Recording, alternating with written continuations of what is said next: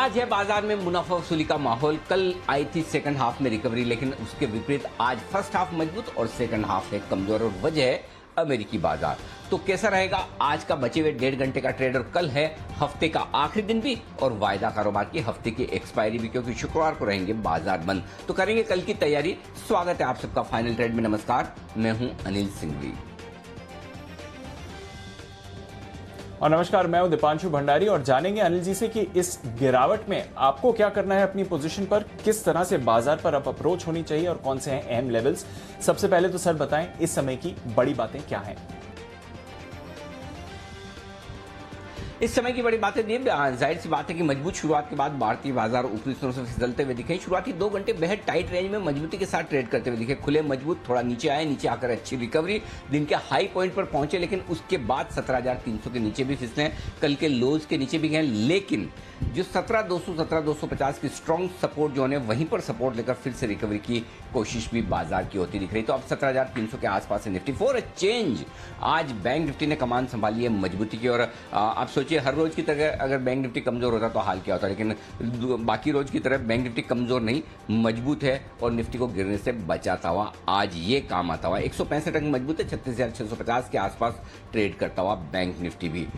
ये 2 बड़ी चीजें इस वक्त की अब तक की आती दिख रही है बाजार में। इसके अलावा भी एक्शन भरपूर है, और ये एक्शन आप देख सकते हैं बैंक्स और एनबीएफसी को छोड़कर बाकी सेक्टर ज्यादातर प्रॉफिट बुकिंग दिखा रहे हैं। ब्रॉडर मार्केट में थोड़ी प्रॉफिट बुकिंग है। आईटी कमजोर है, ऑटो कमजोर है, इंफ्रा कमजोर है, फार्मा कमजोर है। ये सारे इंडेक्स पौन से 1% तक नीचे हैं। डाउ फ्यूचर्स ये है जिम्मेदार आज की पूरी गिरावट का। अगर कमजोरी है तो सिर्फ एक ही वजह, और वो है अमेरिकी बाजारों के फ्यूचर्स धीमे धीमे कमजोर होकर 250 पॉइंट नीचे इस वक्त आपको दिखेंगे। यूरोप के बाजार भी 1 से 1.25% कमजोर होते हुए दिख रहे हैं, और कमोबेश ऐसा ही रुझान आज सुबह एशियाई बाजारों में भी देखने को मिला है कमजोरी का। तो ग्लोबल मार्केट्स की कमजोरी भारतीय बाजारों में प्रॉफिट बुकिंग को हावी करती हुई दिख रही है, और अब बढ़ने और गिरने वाले शेयरों की तादाद लगभग बराबर हो चुकी है। आप देख सकते हैं बीएसई में 1688 शेयर मजबूत हैं तो 1640 शेयर कमजोर हैं। तो बराबर मजबूती और कमजोरी का मुकाबला, एकदम टक्कर बिल्कुल बराबरी की है। जी दीप। बिल्कुल सर, तो टक्कर बराबरी की है इस समय। और जैसा हम सुबह भी बात कर रहे थे, अगर आप पॉइंट वाइज देखेंगे तो आपको लगेगा 200 पॉइंट्स की गिरावट है। ऊंचाई से निफ्टी, बैंक निफ्टी भी फिसले हैं, बट अगर परसेंटेज वाइज देखेंगे तो ऐसी कोई बड़ी गिरावट नहीं है। पर सर, जैसा आप भी कहते हैं कि ट्रेंड कैसा भी हो, एक दिन बाजार ऑपोजिट डायरेक्शन का झटका जरूर देता है।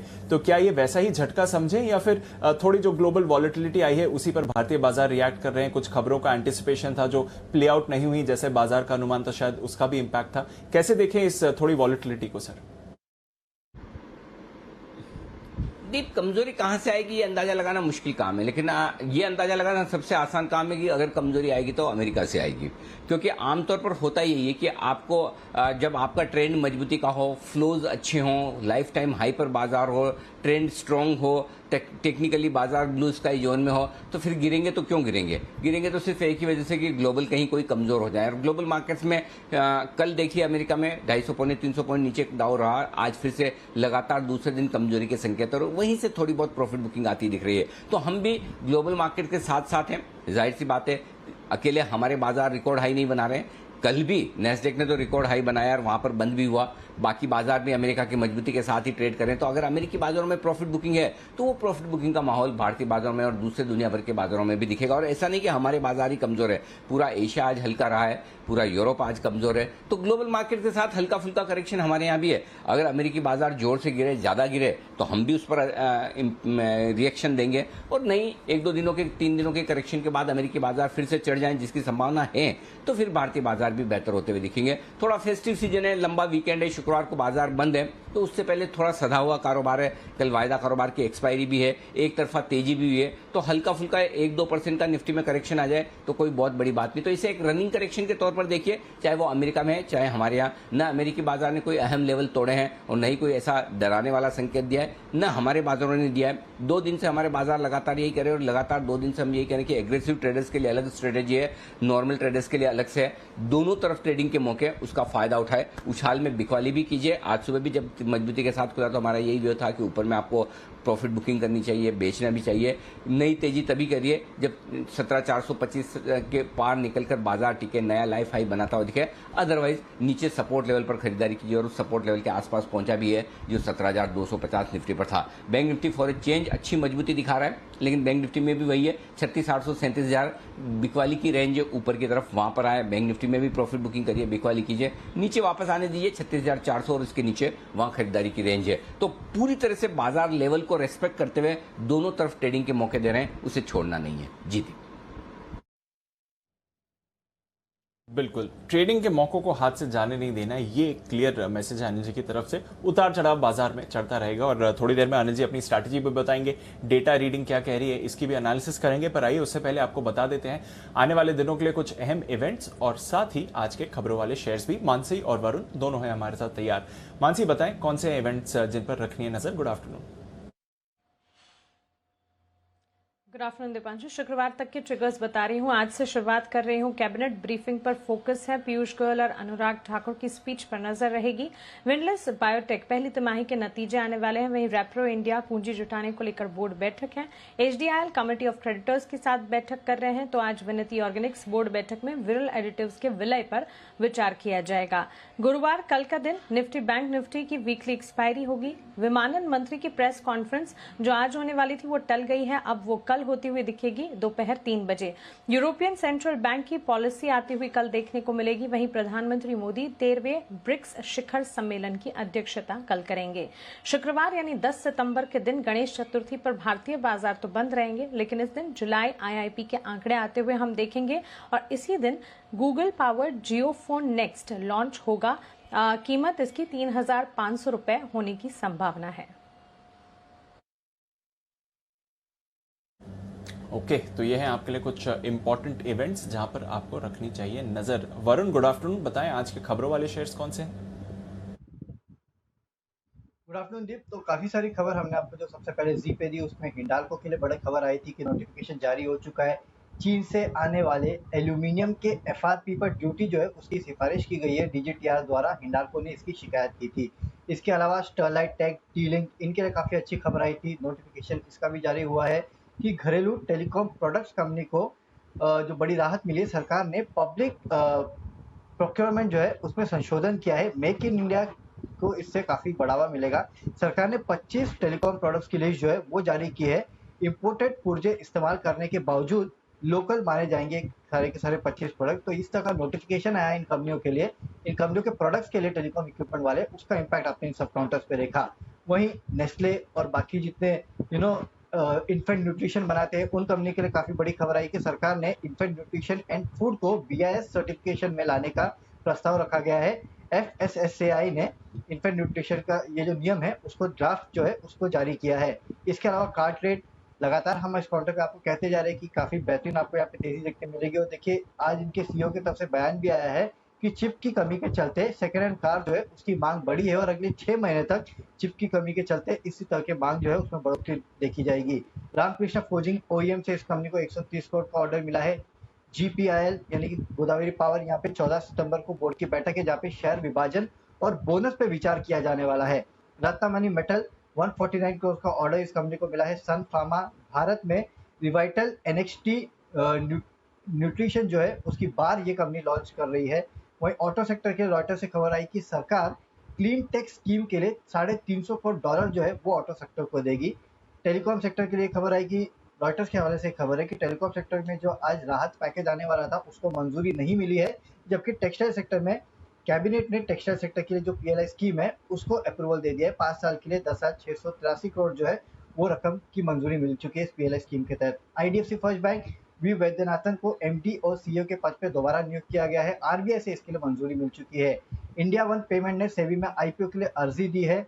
इसके अलावा कुछ ब्लॉक डील्स भी हुई है। पावर ग्रिड में करीब 20 लाख शेयर्स की, ट्राइडेंट में करीब 80 लाख शेयर्स की और TCS में 21 लाख शेयर्स के बड़े सौदे हुए हैं। बिल्कुल, तो ढेरों खबरों वाले शेयर जहां पर आज है भरपूर एक्शन।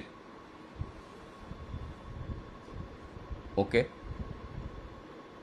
और इस सेक्शन को बढ़ाते हैं आगे और हम चलेंगे अब सीधे पहले कुणाल जी और राकेश जी के पास क्लोजिंग शो का पहला बिगुल चार्ट कॉर्नर का।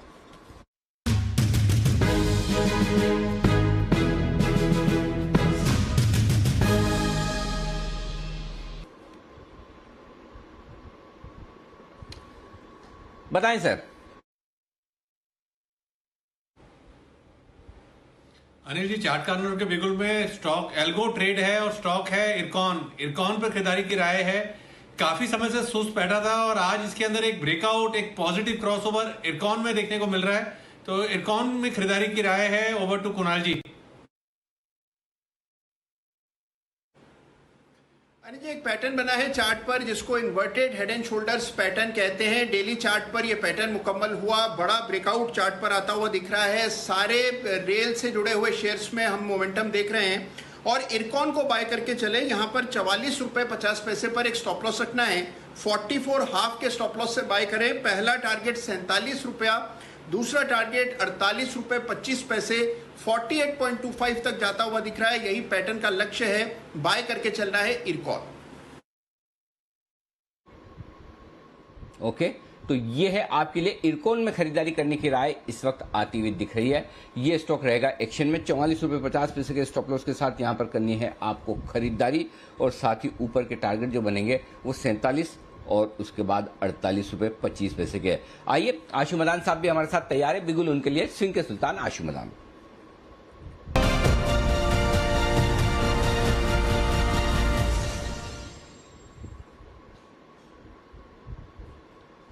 बताएं आशु sir. Good afternoon Anil ji. Anil जी, 2-4 कॉल्स हैं लेकिन पहले मैं इंडेक्स की कॉल देता हूं। और अनिल जी, एक छोटा सा अपडेट बहुत इंपॉर्टेंट है। अनिल जी, परसों 17,400 17,200 का स्प्रेड बनाया था 33 रुपए में। अनिल जी, एक तो मेरी रिक्वेस्ट है, अपना मेरी अपडेट्स आपकी बड़ी सी शीट में खो जाते हैं, एक अलग शीट बना दीजिए स्प्रेड्स की। अनिल जी, 33 रुपए में बनाया था, उसका भाव है अभी 75 रुपए। तो मैंने तब भी कहा था कि 100-150 पॉइंट की निफ्टी में करेक्शन लगती है। ये पैसा 100% डबल उससे ज्यादा हो सकता है, वो हो गया। तो अनिल जी, मेरे पास अब 2 स्प्रेड है इंडेक्स में। बैंक निफ्टी में बुल स्प्रेड है और निफ्टी में बियर स्प्रेड है फिर से। तो अनिल जी, पहले बुल स्प्रेड बनाता हूं क्योंकि आपको तेजी पसंद है। तो अनिल जी, बैंक निफ्टी में अगर रिकवरी आती है, जिसमें आज भी एक सिग्नल आया और उसके बाद फिजल आउट हो जाती है, तो अनिल जी पैसा नहीं लगाना है। बिना पैसे के कैसे करना है अनिल जी? 36,800 की एक कॉल लेनी है जिसका भाव इस वक्त 100 रुपए चल रहा है। 36,800 की एक कॉल लेनी है और 37,000 की 2 कॉल्स बेचनी है जिसका भाव चल रहा है अनिल जी 48 रुपए। तो अनिल जी, बैंक निफ्टी का जो बुल स्प्रेड बनेगा 36,801 37,002, अनिल जी इसकी कॉस्ट आएगी सिर्फ 4 रुपए। अनिल जी, 4 रुपए में 37,200 तक आप सेफ हैं। तो अभी जो बैंक निफ्टी का स्पॉट चल रहा है 36,677 मीन 700 भी लगा लें। अगले 500 पॉइंट की अगर रिकवरी अनिल जी कहीं पे भी आती है तो पूरा का पूरा मतलब बहुत अच्छा एक स्पेस है 500 पॉइंट का कल तक का, जहां पे आपको प्रॉफिट हो सकता है। और ये 4 रुपए आपके 14, 24, 34, 44, 84, 114 कुछ भी हो सकते हैं। और अनिल जी, जो वर्स्ट केस है अगर नीचे रहता है तो आपका लॉस क्या होगा? सिर्फ 4 रुपए। अनिल जी, 4 रुपए तो कल 2 बजे तक भी भाव इसका रहेगा 36,800 की कॉल का, तो 4 रुपए निकालना कोई मुश्किल काम नहीं है। तो अनिल जी, बैंक निफ्टी में ये बुल स्प्रेड है रिकवरी के लिए अगर आती है तो, क्योंकि आज वो ट्रैक्शन बैंक निफ्टी में पॉजिटिव दिखी है। अनिल जी, पिछला निफ्टी का बियर स्प्रेड मेरी राय है कि मतलब ऑब्वियसली बुक कर ही लिया होगा, लेकिन अनिल जी निफ्टी में अभी भी एक बियर स्प्रेड बन सकता है। अनिल जी, 350 की 350 की अभी निफ्टी की स्पॉट चल रही है 317, 350 का पुट लेना है जिसका भाव चल रहा है अनिल जी अभी 68 रुपए के करीब, और 250 का 100 पॉइंट नीचे का पुट बेचना है जिसका भाव चल रहा है 24 रुपए। तो अनिल जी, ये स्प्रेड बनेगा 18 से 19 रुपए की कॉस्ट में। मैं फिर रिपीट करता हूं अनिल जी, 17,350 की पुट 17,350 की पुट लेनी है, 17,250 की 2 बेचनी है, कॉस्ट है 18 से 19 रुपए। अनिल जी, ये पैसा भी कल डबल से ज्यादा हो सकता है। सेफ कहां तक है? 17,150 तक। 17,150 तक अनिल जी कल नहीं लगता। ऊपर में वर्स्ट केस क्या है? 18 रुपए। 18 रुपए अनिल जी कल किसी भी टाइम पे निकल सकते हैं। तो मुझे लगता है अनिल जी बैंक निफ्टी में बुल स्प्रेड और निफ्टी में बियर स्प्रेड बना के दोनों स्प्रेड बनने चाहिए। मेरा मानना है कि अनिल जी दोनों में ही प्रॉफिट हो सकता है। मतलब एक सरप्राइजिंग चीज हो सकती है, कल मैं आपको अपडेट जरूर दूंगा, शो पे नहीं भी होगा, कि दोनों में प्रॉफिट हो सकता है। अनिल जी, ये मेरी 2 इंडेक्स पे कॉल्स है, बाकी कॉल जब आप फ्री होंगे तो आइए तो फिर शेयर करता हूं। बिल्कुल, मैं आता हूं। मैं तो फ्री हूं, हमारे एक्सपर्ट्स बड़े बिजी हैं। देखिए, बैक टू बैक कुणाल जी, राकेश जी के बाद सचिन जी, वागले साहब, सुमी जी, सारे के सारे कॉल्स के साथ अपने तैयार है। तो अगला बिगुल है पहले वागले साहब के लिए, वागले का वंडर।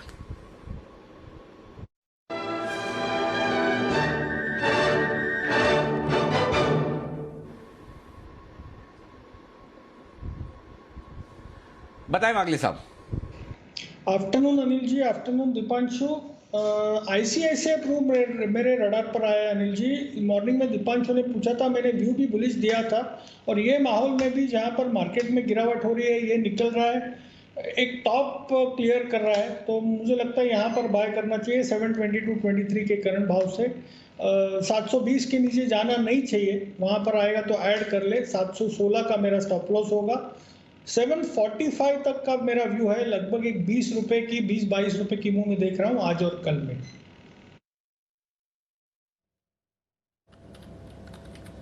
ओके, तो ये है आईसीआईसीआई प्रू, वागले साहब की पसंद। डेज हाई पर है काउंटर 3% की तेजी के साथ। आइए एक बेगुल सचिन जी के लिए बीटीएससीटी।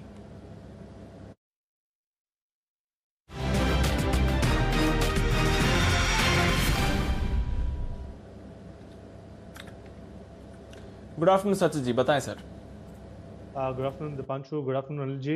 अनिल जी, यहाँ पर खरीदारी करनी है मुथूट फाइनेंस इस पर्टिकुलर काउंटर में। जिस तरीके से इसका एक स्ट्रक्चर है, लगभग 15 दिनों से एक अपवर्ड स्लोपिंग चैनल में लॉक्ड इन रहा है। इंट्राडे के लिहाज से जो सपोर्ट है अराउंड 1530 का, वहीं से वापस एक रिबाउंड हुआ है। इसका अपर एंड लगभग अराउंड 1585 के आसपास है, तो खरीदारी करनी है। स्टॉप लॉस लगाना है आपको अराउंड 1542 के आसपास का, and target on the upside होगा 1585 का। एंड पोजिशनली मुझे लग रहा है कि यहाँ पर काफी अच्छी स्ट्रेंथ डेवलप हो रही है, 1600 के आसपास के स्विंग्स बनने के भी। बट फिलहाल तो शॉर्ट टर्म के लिहाज से टारगेट में दूंगा अराउंड 1585 का, जिसे पार्टिसिपेट करना चाहिए 1542 के स्टॉप लॉस के साथ।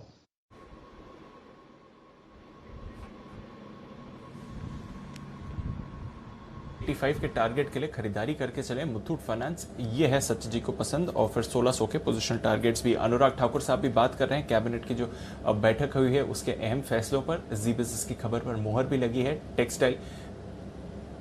टेक्सटाइल पीएलआई को लेकर। तो आइए एक बार सुन लेते हैं अनुराग ठाकुर साहब क्या कह रहे हैं। को देखते हुए वैश्विक वस्त्र व्यापार में भारत का अपना प्रभुत्व और बढ़े, उसके लिए इस निर्णय को किया गया है। कुल मिलाकर 5 वर्षों में 10,683 करोड़ रुपया, 5 वर्षों में 10,683 करोड़ के मूल्य के प्रोत्साहन मुहैया कराए जाएंगे।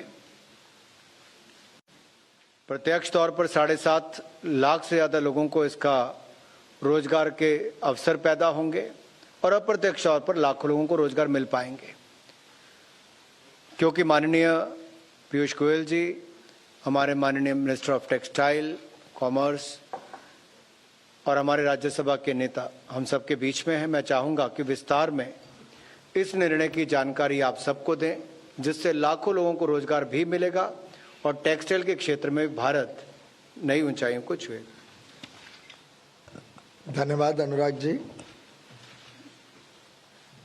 प्रोडक्शन लिंक्ड इंसेंटिव, ये माननीय प्रधानमंत्री नरेंद्र मोदी जी का जो विजनरी कदम भारत में इम्प्लीमेंट हुआ है, उसमें आज वस्त्र क्षेत्र के साथ जुड़ी पीएलआई की स्कीम को मंजूरी मिली।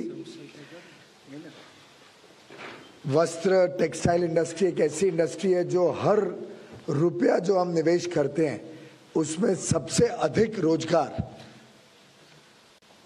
प्रोवाइड करता है। इसके साथ साथ वस्त्र हमारी देश की धरोहर भी है। टेक्सटाइल सेक्टर ने प्राचीन काल से भारत में बहुत लाभ दिया है, बहुत बढ़िया इसका योगदान रहा है भारत की अर्थव्यवस्था में। लेकिन परंपरागत तरीके से हमने जो फोकस किया है वो कॉटन टेक्सटाइल्स पे किया है, और कॉटन टेक्सटाइल्स में हमारी एक अच्छा वर्चस्व है विश्व में, और अच्छी ग्रोथ भी हो रही है। मैनमेड टेक्सटाइल्स और टेक्निकल टेक्सटाइल्स ये ऐसे क्षेत्र हैं जो अंतर्राष्ट्रीय बाजार में बहुत बड़े रूप में इस्तेमाल होते हैं, और जिसकी वृद्धि भी तेज गति से हो रही है। आज 2/3 जो अंतर्राष्ट्रीय बाजार है, अंतर्राष्ट्रीय व्यापार है, वो 2/3 मैन-मेड टेक्सटाइल्स और टेक्निकल टेक्सटाइल्स का रहता है। ऐसे परिस्थिति में भारत भी उस पूरे इकोसिस्टम में मैन-मेड फाइबर्स के फैब्रिक में, उसके गारमेंट्स में भी अपना योगदान दे पाए, उसके लिए विशेषकर ये पीएलआई स्कीम मंजूरी की गई है। जैसा माननीय अनुराग जी ने कहा, 10,683 करोड़ रुपए इसमें इंसेंटिव के रूप में प्रोडक्शन के ऊपर दिए जाएंगे। जो लोग, और इसको 2 भाग में रखा है, जो लोग 100 करोड़ से अधिक निवेश करते हैं और जो लोग 300 करोड़ से अधिक निवेश करते हैं। साधारणतः हमारा अनुमान है कि इसमें से ग्लोबल चैंपियंस निर्माण हो, ऐसी कंपनियां जो विश्व के बाजार में कॉम्पिटिटिव हो सके, जो कुछ विशेषकर वेस्टर्न कंट्रीज में आधुनिक चीजों की डिमांड है, उसको हम पूरा कर सके। और जब हम तय करेंगे किसको ये पीएलआई स्कीम का बेनिफिट मिले, उसमें जो मापदंड रखेंगे उसमें 2-3 मापदंड पे विशेष जोर दिया जा रहा है। एक तो जो कंपनियां या जो फैक्ट्रियां एस्पिरेशनल डिस्ट्रिक्ट या टियर 3, टियर 4 शहरों के आसपास लगती हैं, उसको ज्यादा प्राथमिकता दी जाएगी। साथ ही साथ कितना रोजगार निर्माण करेंगे इस स्कीम के तहत, उस बिंदु को भी विशेष ध्यान दिया जाएगा। उसके ऊपर विशेष मार्किंग करके प्राथमिकता देके उनको आगे बढ़ाया जाएगा। इसका सीधा लाभ गुजरात, उत्तर प्रदेश, महाराष्ट्र, पंजाब, तमिलनाडु, आंध्र प्रदेश, तेलंगाना, ओडिशा, इन क्षेत्रों में तो होगा ही, क्योंकि यहाँ पे टेक्सटाइल सेक्टर ऑलरेडी तेज गति से बढ़ रहा है। लेकिन बाकी देश में भी नए नए राज्यों में, अब बिहार चाहे तो वहां पे प्रोत्साहन दे सकता है और बिहार अपनी स्कीम जोड़ के आगे बढ़ा सकता है, इस क्षेत्र का लाभ ले सकता है। ऐसे हम चाहेंगे कि देश भर में इसका लाभ अलग अलग क्षेत्र में पहुंचे। एक प्रकार से गत वर्षों में माननीय प्रधानमंत्री जी के नेतृत्व में जो अलग अलग निर्णय लिए गए, फिर वो चाहे रॉ मटेरियल अवेलेबिलिटी सही दाम पे एक्सपोर्टर्स को मिले, टेक्सटाइल सेक्टर को मिले, रॉटेप और ROSCTL जैसी स्कीम्स जिसके तहत जो भी एम्बेडेड टैक्सेस हैं, टैक्सेस, ड्यूटीज, लेवीज, उन सब का रिफंड मिले इन अ WTO कंप्लायंट मैनर। वो पैसा निवेशकों, जो लोग निर्यात करते हैं उनको वापस मिला जाए और लेवल प्लेइंग फील्ड हो उनका, जब वो अंतर्राष्ट्रीय बाजार में अपना व्यापार करने जाते हैं। ऐसी अन्य अन्य स्कीम्स को जब साथ में जोड़ के पिरो के देखते हैं तो वस्त्र क्षेत्र के लिए जितने कदम मोदी सरकार ने उठाए हैं, शायद ही पहले कभी इतने सारे कदम उठाए गए हों। और मेरे पूरा विश्वास है, जो उत्साह हमने एक्सपोर्टर्स में देखा, जो टेक्सटाइल इंडस्ट्री के अलग अलग क्षेत्र से जुड़े हुए लोगों के साथ माननीय दर्शना बहन और मेरे इंटरेक्शन में जो हमने उत्साह देखा है, उसको देखते हुए, इन सब स्कीम्स का लाभ लेते हुए अब अंतर्राष्ट्रीय बाजार में भारत और अपना वर्चस्व दिखा पाएगा। तो ये थे टेक्सटाइल मिनिस्टर पीयूष गोयल साहब, जो टेक्सटाइल से जुड़ी हुई पीएलआई स्कीम की पूरी डिटेल्स देते हुए 7,000 करोड़ रुपए के आसपास की पीएलआई स्कीम आने की उम्मीद थी, लेकिन उससे कहीं ज्यादा 10,600 करोड़ की ये स्कीम आती हुई दिखी। जी बिजनेस की एक और एक्सक्लूसिव खबर पर आज मुहर लगती हुई दिखी है, जब दानिश आनंद हमारे संवाददाता ने ये कहा था कि टेक्सटाइल सेक्टर को लेकर एक सरकार की तरफ से जल्दी ही अगले 15 दिनों में पीएलआई स्कीम आने की तैयारी में, और इस खबर पर मुहर लगती हुई दिख रही। तो एक के बाद एक लगातार जी बिजनेस आपके लिए वो सही, सटीक और एकदम पूरे भरोसे के साथ वो खबरें रख रहा है, जिससे कि आपको सही जानकारी मिल सके। तो ये है पूरा का पूरा एक्शन टेक्सटाइल सेक्टर को लेकर। थोड़ी देर में हम टेक्सटाइल सेक्टर के कुछ दिग्गजों से बात करेंगे और समझेंगे कि इस स्कीम का क्या मतलब है। लेकिन उससे पहले हमारे एक्सपर्ट्स हमारे साथ है। जय टक्कर के लिए बिगुल, जय का jackpot.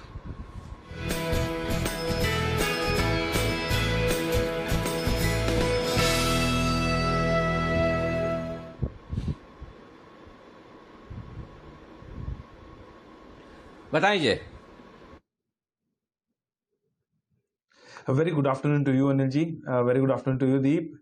Anil ji, private sector banks अच्छा कर रहे हैं आज, कोटक बैंक उसमें से काफी बढ़िया कर रहा है। अगर आप देखें तो डेज हाई पर ट्रेड कर रहा है एंड काफी अच्छा कंट्रीब्यूशन रहा है इसका बैंक निफ्टी पर आज। तो इसका ही कॉल ऑप्शन खरीदने की सलाह है। 1800 के स्ट्राइक का कॉल खरीद के चल सकते हैं। 46 पर ट्रेड कर रहा है, इसको खरीद कर चलना अनिल जी। रिस्क रिवॉर्ड काफी अच्छा है, 400 का लॉट है, 32 का स्टॉप लॉस रखना है, तो करीब करीब 14 पॉइंट्स का एक रिस्क है। एंड ऊपर में जो इसके फर्स्ट टारगेट्स अनिल जी इसके बन रहे हैं that would be 72, second target बन रहे हैं 83, 72 83, ये दो टारगेट्स के लिए खरीद कर चले कोटक बैंक का कॉल ऑप्शन 1800 के स्ट्राइक का। बिकॉज आज जो हिसाब से इसमें मूव दिया है अनिल जी, और जो हिसाब फॉल के बाद लग रहा है कि लगभग 1860 तक के लेवल स्पॉट में देखने मिलने की इमीडिएट बेसिस पर, और मे बी सीरीज में ये 1860 निकल जाए तो फिर ये लाइफ टाइम हाई की ओर ही जाएगा, बिकॉज उसके बाद कोई बड़ा रेजिस्टेंस ये स्टॉक में नहीं है। सो होपफुली होते हुए देखने मिले।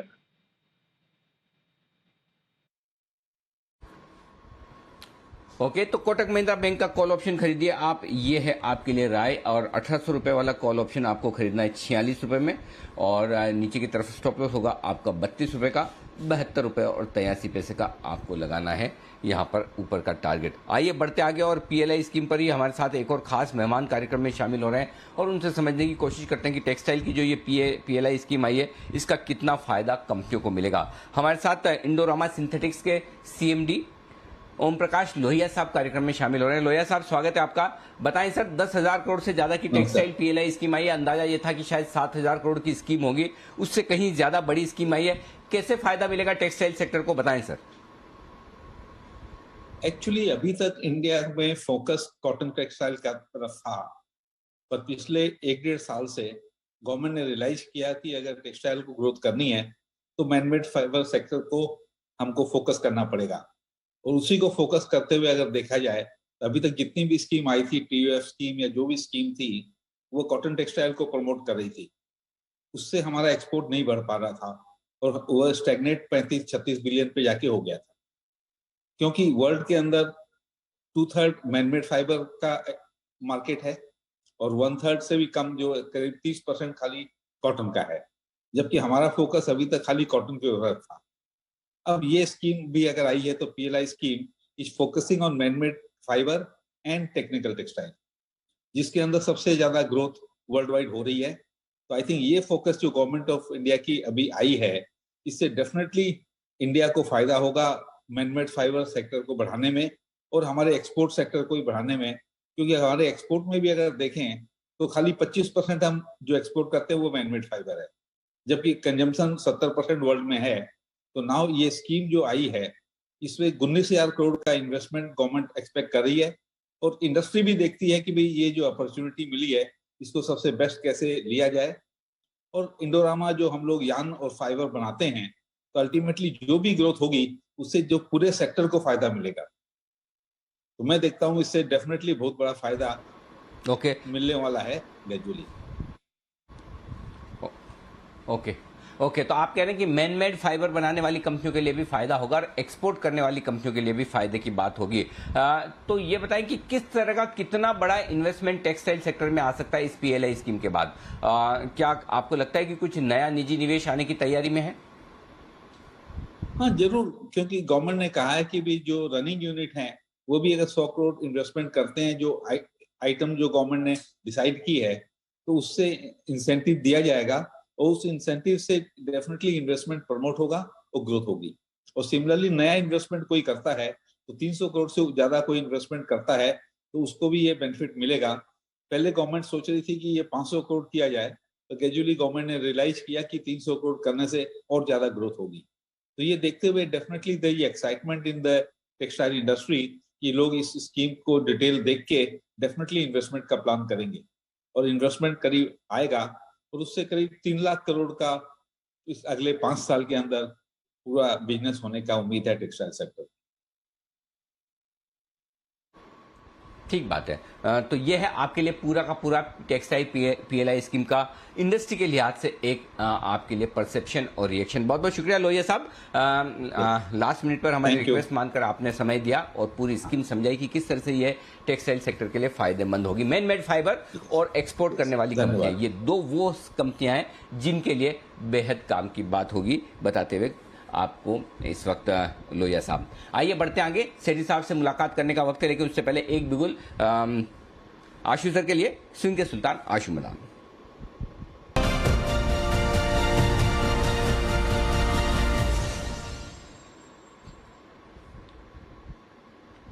बताएं आशु सर, आपके फ्रेश स्टॉक कॉल्स कौन से स्टॉक्स हैं रिकमेंडेशन लिस्ट में? अनिल जी, एक कैश का स्टॉक है और अनिल जी आपने नोटिस किया होगा कि जब से आपने कहा है तो मैं अक्सर हफ्ते में एक आध बार कैश का स्टॉक देने लग गया हूं और कोशिश करता हूं कि अच्छा स्टॉक ही निकल के आए। और अनिल जी डेल्टा तो काफी चल ही रहा है। अनिल जी ये स्टॉक है, मैं थोड़ा सा पहले बोल दूं, थोड़ा सा लिक्विड है, फंडामेंटली बहुत स्ट्रॉन्ग काउंटर है, लॉजिस्टिक स्पेस के अंदर है, लॉजिस्टिक स्पेस हमें अच्छी लग रही है। और अनिल जी हमने अपने क्लाइंट से 400 और 410 के बीच का ये कैविएट है कि हमने रेकमेंड किया है। Mid cap idea Anil ji, stock का नाम है Anil ji Transport Corporation of India. Anil ji ये स्टॉक जिस तरह से लॉकडाउन खुल रहे हैं, इकोनॉमी ओपन अप हो रही है और अनिल जी हम ईवे बिल्स भी ट्रैक कर रहे हैं कि जिस तरह से उनमें इजाफा देखने को मिल रहा है। और अनिल जी ये कंपनी मतलब सप्लाई चेन में भी है, सी वे में भी है और जिस तरह से लॉजिस्टिक्स स्पेस पूरी तरह से जो हर एंगल है उसका कवर करती है। अनिल जी हमारा मीडियम टर्म टारगेट है इसमें 500 से 550 का ट्रांसपोर्ट कॉर्पोरेशन ऑफ इंडिया। इसका भाव अभी चल रहा है अनिल जी 410 से 15 के बीच में। थोड़ा सा मैंने बोला अनिल जी इलिक्विड काउंटर है, पेशेंटली होल्ड करना है, बट बहुत अच्छा स्टॉक है अनिल जी, मतलब ट्रेडर्स के लिए नहीं है, प्योरली इन्वेस्टर्स के लिए है। इसको लेके रखना चाहिए अनिल जी, 20% की अपसाइड लगती है ट्रांसपोर्ट कॉर्पोरेशन ऑफ इंडिया में। अनिल जी एक फ्यूचर का स्टॉक है, इसके बारे में अनिल जी मैं कई बार बात कर चुका हूं और कई बार स्प्रेड देता हूं और हाईलाइट किया हुआ है कि 4 महीने से स्प्रेड इसके प्रॉफिट में आ रहे हैं। वो Anil ji State Bank of India. Anil ji अगर कोई मुझे कहता है कि बैंक ऑफ बड़ौदा लेना है तो मैं सजेस्ट करता हूं स्टेट बैंक लेना चाहिए। कोई कैन बैंक बोलता है तो अनिल जी इंसिस्ट करता हूं, रिक्वेस्ट से ज्यादा करता हूं कि एसबीआई लेना चाहिए। और कोई अनिल जी पीएनबी बोलता है तो हाथ ही जोड़ देता हूं कि प्लीज आप एसबीआई लीजिए। Having said that Anil ji एक हमने स्प्रेड दिया था वो प्रॉफिट में है। अब अनिल जी लगता है मुझे 3-4 महीने की कंसोलिडेशन हो चुकी है स्टेट बैंक के अंदर और अब यहां से ये नई मूव को चलने को तैयार है। कितना चलता है, कैसे चलता है Anil ji, that's anybody's guess. But Anil ji जो ट्रेड है 425 रुपए का कॉल लेना है 425 की स्ट्राइक का और 30 रुपए ऊपर का 455 स्ट्राइक के 2 कॉल बेचने हैं। ये अनिल जी स्प्रेड बनेगा 7-7.5 रुपए में। 7.5 मतलब अनिल जी 425 प्लस 7.5 रुपए 432। आई थिंक वही फ्यूचर का भाव चल रहा है। तो वर्चुअली आप फ्यूचर लॉन्ग कर रहे हैं विद ओनली 7.5 रुपए का स्टॉप लॉस। अनिल जी इसमें स्टॉप लॉस नहीं दे सकते क्योंकि ये कई महीने कंसोलिडेशन के बाद 410-15 आता है तो इसमें अनिल जी स्टॉप लॉस नहीं है टेक्निकली। मैं तो बोलता हूं कि स्टेट बैंक की डिलीवरी उठानी चाहिए क्योंकि अब इसका अगला पड़ाव अनिल जी कभी भी 500 प्लस का बनने वाला है और एक किसी भी मंथ में या किसी भी फोर्टनाइट में या किसी भी वीक में ये अच्छी मूव दे सकता है। लेकिन ट्रेड लेने का तरीका अनिल जी यही होना चाहिए कि ऑल सेड एंड डन हम ऑल टाइम हाइस के आसपास हैं, तो अनलेस मार्केट में कोई हादसा ही होता है तो अनिल जी स्टेट बैंक में ज्यादा गिरावट आएगी। अदरवाइज जो जितनी भी गिरावट अनिल जी पिछले दिनों में इसमें आती है, ये कंसोलिडेशन है, वो सिर्फ अपनी ओवरबॉट का बोझ होता है, इसका और कोई कारण नहीं है। तो Anil ji I think SBI is right for up move और किसी को भी अगर बैंकिंग में पीएसयू बैंक लेना है तो ओनली एसबीआई अनिल जी। ठीक बात है। तो एक कैश मार्केट का स्टॉक डेल्टा कॉप के बाद आशु सर की तरफ से आता हुआ ट्रांसपोर्ट कॉर्पोरेशन ऑफ इंडिया, जो हमारी स्पेशल रिक्वेस्ट की आशु सर को मैंने कहा कि न सिर्फ आप पहले आशु सर खाली स्प्रेड और इंडेक्स पे ज्यादा देते थे, फिर हमने स्टॉक की रिकमेंडेशन की तो रिक्वेस्ट की तो फ्यूचर्स के स्टॉक आने लगे, उसके बाद हमने और रिक्वेस्ट की कैश मार्केट के स्टॉक की तो हफ्ते में एक बार आने लगे। अब हम और रिक्वेस्ट करेंगे जब भी आए आशु सर एक आध नया स्टॉक लेकर आए कैश मार्केट का हफ्ते में एक देने के बजाय। समझ तो गए होंगे आप आशु सर पे दबाव बनाने की अभी तक की हमारी रणनीति पूरी तरह से कामयाब रही है और आगे भी रहेगी, ऐसी पूरी उम्मीद है। तो हर अपीयरेंस के साथ एक बेहतरीन इन्वेस्टमेंट पिक आशु सर आपके लिए लेकर आएंगे, ऐसा मुझे पूरा भरोसा है। लेट्स सी क्या होता है। आइए बढ़ते आगे। सेठी साहब हमारे साथ तैयार है हर रोज की बेहतरीन पिक्स के लिए और आमतौर पर उनकी तरफ से तो हर रोज 2 स्टॉक होते हैं और दोनों ही कैश मार्केट के। आज देख लेते क्या कुछ है सेठी साहब के पास।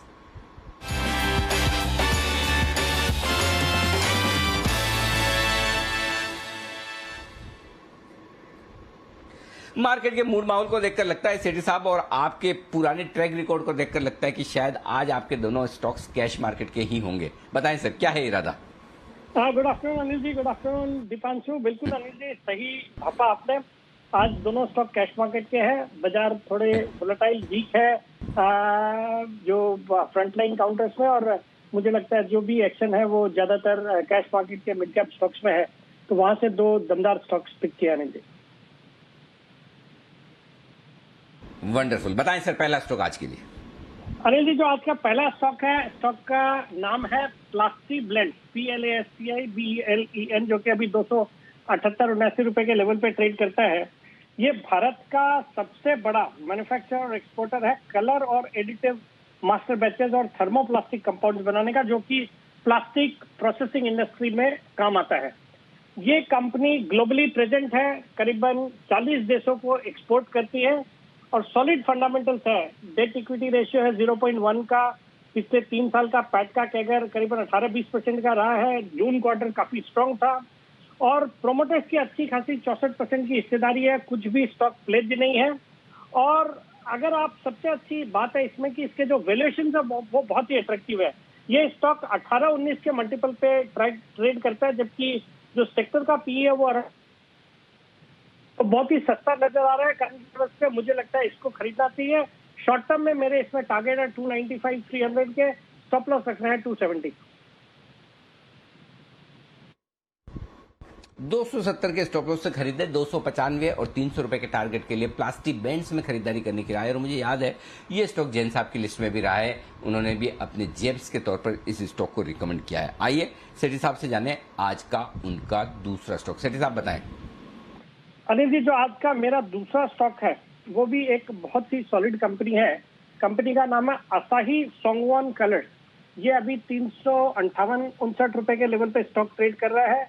ये कंपनी पिगमेंट्स बनाती है, जो कि कलरिंग एजेंट्स होते हैं, जो कि इंक, पेंट, प्लास्टिक, टेक्सटाइल और रबर इंडस्ट्री में काम में आते हैं। कंपनी दुनिया की लीडिंग एमएनसीज को एक्सपोर्ट करती है, सॉलिड फंडामेंटल्स है। रिटर्न ऑन इक्विटी अराउंड 14-15% का, डेट इक्विटी रेशियो है 0.2। पिछले 3 साल में जबरदस्त ग्रोथ दर्ज करी है इस कंपनी ने, अराउंड 465% की ग्रोथ दर्ज करी है पैट के लेवल पे। बाकी प्रोमोटर्स का जो हिस्सेदारी है वो प्रोमोटर्स ने हाल ही के क्वार्टर्स में हिस्सेदारी अपनी बढ़ाई है, जो दिसंबर 2020 में 64.6% थी, वो अब बढ़ के 66.6% हो गई है। मतलब 2% से हिस्सेदारी भी बढ़ाई है पिछले 2 क्वार्टर में। बाजार की दिग्गज निवेशक डॉली खन्ना इसमें अराउंड 1.32% स्टेक ओन करती है। और ये स्टॉक अनिल जी, आपको याद हो तो ये जो सदाबहार सेठी साहब का सेगमेंट है, इसकी शुरुआत मैंने इसी स्टॉक से करी थी जब ये 140 के लेवल पे था, और उस दिन इसमें 20% का सर्किट लग गया था इस स्टॉक में। ये बात हो गई करीबन 8-9 महीने या साल भर हो गए होंगे, बट ये स्टॉक एक दमदार स्टॉक है, मैंने पहले भी रिकमेंड किया हुआ। मुझे लगता है करंट लेवल्स पे इसको खरीदना चाहिए। मेरा इसमें शॉर्ट टर्म के टारगेट से 380 रुपए के, स्टॉप लॉस रखता है 355 रुपए का। 380 के टारगेट, 355 का स्टॉप लॉस। असाही सोंगवान कलर्स यहां पर खरीदारी करें, और साथ ही खरीदारी आपको करनी है प्लास्टिक ब्लेंड्स, 2 बेहतरीन कैश स्टॉक्स सेठी साहब की तरफ से आते हुए दिख रहे हैं। LIC के IPO के लिए 10 मर्चेंट बैंकर्स नियुक्त कर दिए गए हैं। हमने पहले आपको बता दिया था इस खबर के बारे में कि प्रोसेस जारी है फाइनलाइज करने का, और अब 10 मर्चेंट बैंकर्स की नियुक्ति होती हुई दिख रही है। तो LIC की IPO की तरफ एक और अहम कदम, बड़ा कदम आपको आते हुए दिख रहा है। कमी रेट्स पर कर रहे हैं, नॉमिनल चार्जेस पर ये बैंक्स कर रहे हैं, क्योंकि प्रेस्टीज IPO आते हुए दिख रहा है आपके लिए। तो वैसे कुछ वो बड़ी बात नहीं है बैंकों के लिए, बट IPO के लिए एक बड़ा कदम आप आते हुए दिख रहे हैं। 10 मर्चेंट बैंकर्स की नियुक्ति हो चुकी है। चलिए नजर रहेगी, ये एक बड़ा डेवलपमेंट है जिस पर बाजार का है इंतजार। पर आइए अब जान लेते हैं अनिल जी की तरफ से इस समय की मार्केट स्ट्रैटेजी क्या है। चलते हैं मार्केट स्ट्रैटेजी के लिए अनिल जी के पास।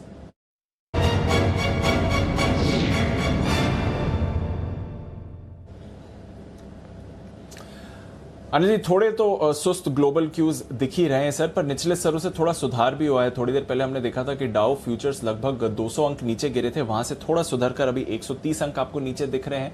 नैस्डैक फ्यूचर्स में 1/4% की आपको कमजोरी दिख रही है इस समय। यूरोप के बाजार आज थोड़े डल दिख रहे हैं, 1-1.25% की गिरावट अक्रॉस यूरोपियन मार्केट्स आपको आती हुई दिख रही है। कल आने वाली है ECB की मॉनेटरी पॉलिसी, पर आज यूरोप में कमजोरी बनी हुई है। कच्चा तेल निचले स्तरों पर संभलता हुआ दिख रहा है, गोल्ड और सिल्वर भी निचले स्तरों पर संभलते हुए दिख रहे हैं इस समय। तो ग्लोबल मार्केट्स थोड़े वीक हैं सर, बताएं इस समय हमें क्या करना चाहिए। इंतजार 17,300 पर है, ट्रेडिंग रेंज के बीचों बीच 17,200 250 स्ट्रॉन्ग सपोर्ट लेवल है, 17,375 17,425 रुकावट की परफेक्ट जगह। तो 17,300 पर वेट एंड वॉच है। अगर नीचे आए 17,200 250 की रेंज में तो एंट्री कीजिए, खरीदिए। पहले 375 425 की रेंज आए, प्रॉफिट बुक कर लीजिए। यहां पर अगर बहुत एग्रेसिव ट्रेडर हैं, करना ही चाहते हैं तो फिर खरीदारी कीजिए। दो में से एक करना ही है, अगर मतलब कुछ ना कुछ करना ही करना है, कुछ नहीं करना है ऐसा नहीं चलेगा, करना ही है तो फिर खरीदारी कीजिए। स्टॉप लॉस थोड़ा दूर है, 17,200 का है और टारगेट 17,375 से 17,425 की रेंज के। तो रिस्क रिवॉर्ड रेशियो उतना फेवरेबल नहीं है यहाँ खरीदने के लिए, लेकिन मैं बेचने के बजाय खरीदना प्रीफर करूंगा और अगर नीचे मिले तो और भी अच्छा। 17,200 17,250 परफेक्ट एंट्री जोन है, उसका इंतजार कर सकते हैं। आज 17,250 पे एक मौका दिया आपको, वहां से घुमा है। और 17,375 425 की रेंज की बात सुबह भी हम कर रहे थे दीप कि वहां पर प्रॉफिट बुक करना है और वहीं से बाजार ऊपर से नीचे में आए। तो बिल्कुल लेवल को रेस्पेक्ट करता हुआ, लेवल के मुताबिक चलता हुआ, एकदम बुकिश स्टाइल में ऐसे ही मार्केट होना चाहिए, लेवल के हिसाब से चले। Point number 1। अब ऐसा मैं क्यों कह रहा हूं उसका कारण भी बता दूं, ऐसा नहीं खाली मेरा मन है इसलिए कह रहा हूं, इसके पीछे रीजन है, लॉजिक है, डेटा है।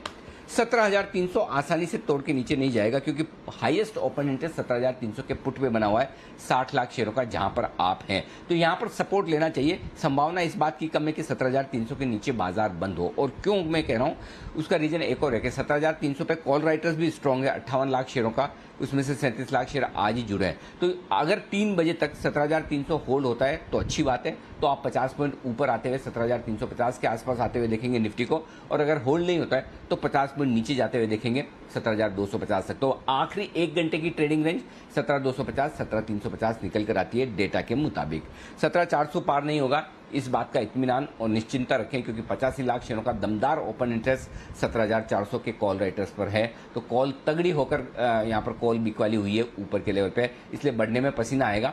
सपोर्ट 17,300 पर है, वहीं पर हमें इसके नीचे फिसले तो 17,200, ये लेवल आपके लिए क्लियर कट। अब आइए बैंक निफ्टी, 36,500 से 36,600 की रेंज है आपके लिए सपोर्ट के तौर पर। 25 लाख शेयर पुट में है 36,500, 20 लाख 36,600, ये 100 पॉइंट सपोर्ट का काम करेगा। 36,500 के नीचे ही आप कमजोर होना शुरू करेंगे, उससे पहले नहीं। तो इस रेंज में 36,500 36,600 की रेंज में बैंक निफ्टी में खरीदारी करनी चाहिए। ऊपर जैसे ही आप 36,800 के आसपास पहुंचे या इसके ऊपर निकले, वहां पर प्रॉफिट बुकिंग करनी चाहिए। तो 36,800 37,000 या 36,900 आपके लिए बिकवाली की रेंज है, तो वहां इंतजार करें। 36,500 के आसपास खरीदें, 36,800 के आसपास बेचें, ये ज्यादा ठीक रहेगा आपके लिए। निफ्टी और बैंक निफ्टी दोनों पर ये है आपके लिए राय। जी दीप।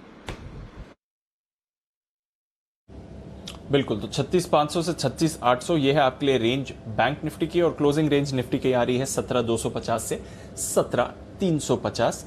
ये हैं आपके लिए कुछ अहम खबरें। और इस बीच जी बिजनेस की एक और बड़ी एक्सक्लूसिव खबर पर आपको मुहर लगती हुई दिख रही है। हमने आपको कहा ही था कि कैबिनेट से रबी फसलों के एमएसपी बढ़ाने पर मंजूरी मिल सकती है। आज सुबह ही हम इसके बारे में बात कर रहे थे और देखिए ये भी एक्सक्लूसिव खबर पर मुहर लग रही है। मंजूरी मिल चुकी है। गेहूं के एमएसपी को 1975 रुपए से बढ़ाकर 215 रुपए प्रति 100 किलोग्राम किया जा रहा है। तो वहां पर आपने इजाफा देखा है।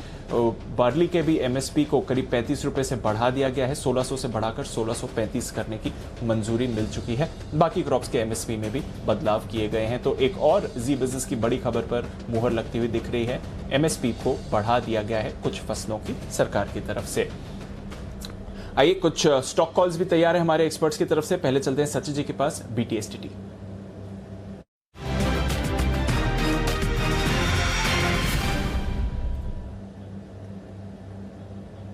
बताएं सचिन जी।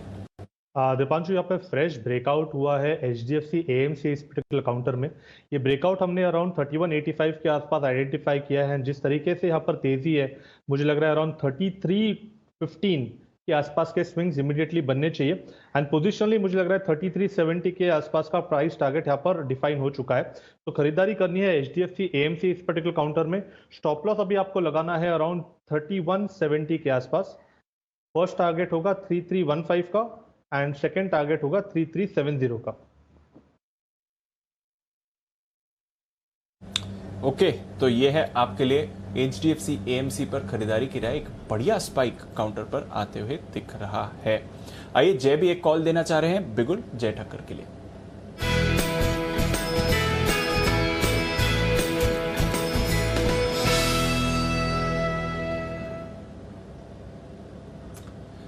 जय का जैकपॉट बताएं जय।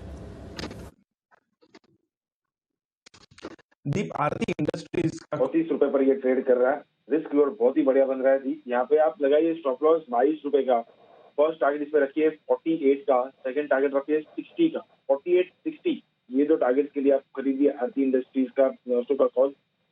मुझे यहाँ पे शॉर्ट कवरिंग नजर आ रही है। आप देखिए लगभग 4-5% का ओपन इंटरेस्ट में इजाफा है। स्टॉक पॉजिटिव है और ओपन इंटरेस्ट ऊपर, और क्लियरली अगर देखिए वॉल्यूम्स नीचे, क्लियरली एक चीज दिखा रहा है आपको कि शॉर्ट कवरिंग जो ये स्टॉक में हो रहा है।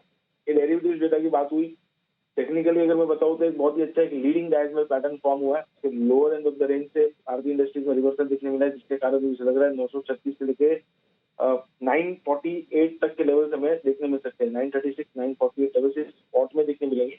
तो उस लिहाज से देखें तो भी हमारे स्टॉक ऑप्शंस के टारगेट आ सकते हैं, तो इसीलिए आरती इंडस्ट्रीज के कॉल पर खरीदने की सलाह। ओके, आरती इंडस्ट्रीज का कॉल ऑप्शन खरीदिए, 22 रुपए का स्टॉप लॉस, 48 और 60 रुपए में खरीदारी करने की राय है। किस प्राइस पर एंट्री करनी है आरती इंडस्ट्रीज के कॉल में, जय जरा बताइए एक बार फिर से। ये जी 34 रुपए पर हमने रेकमेंड किया है इसको 22 रुपए के स्टॉप लॉस के साथ। ओके, 34 रुपए पर लेना है, 22 का स्टॉप लॉस। ये है राय आपके लिए आरती इंडस्ट्रीज में खरीदारी करने की इस वक्त आती हुई दिख रही है। आइए कुछ और स्टॉक्स आपके लिए रडार पे हैं, एक्शन में है, उन पर भी हम बात करें। उससे पहले कैनफिन होम्स, इस स्टॉक पर कल भी हमने आपको डिटेल में विस्तार से बताया और स्टॉक जबरदस्त एक्शन में पिछले 2-3 ट्रेडिंग सेशन में लगभग 100 रुपए की दमदार तेजी होती दिख रही है। क्यों हुई है ये तेजी, बताने के लिए तैयार है देवांशी हमारे साथ। देवांशी बताइए, कैनफिन होम्स क्या है एक्शन?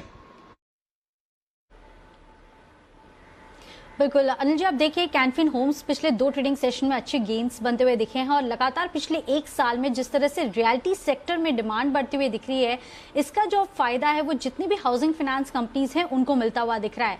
दूसरी बड़ी बात, अगर आप ओवरऑल हाउसिंग फाइनेंस इंडस्ट्री को देखें तो उसमें से कैनफिन होम्स सबसे बेस्ट प्लेयर माना जाता है। सबसे पहले तो उनके जो कॉर्पोरेट गवर्नेंस है वो सबसे मजबूत है, भरोसा आता है, पेरेंटेज काफी मजबूत है और इसके साथ ही आप देखिए इनके जितने भी रिटर्न रेशियोज हैं वो सबसे बेहतर इंडस्ट्री में माने जाते हैं।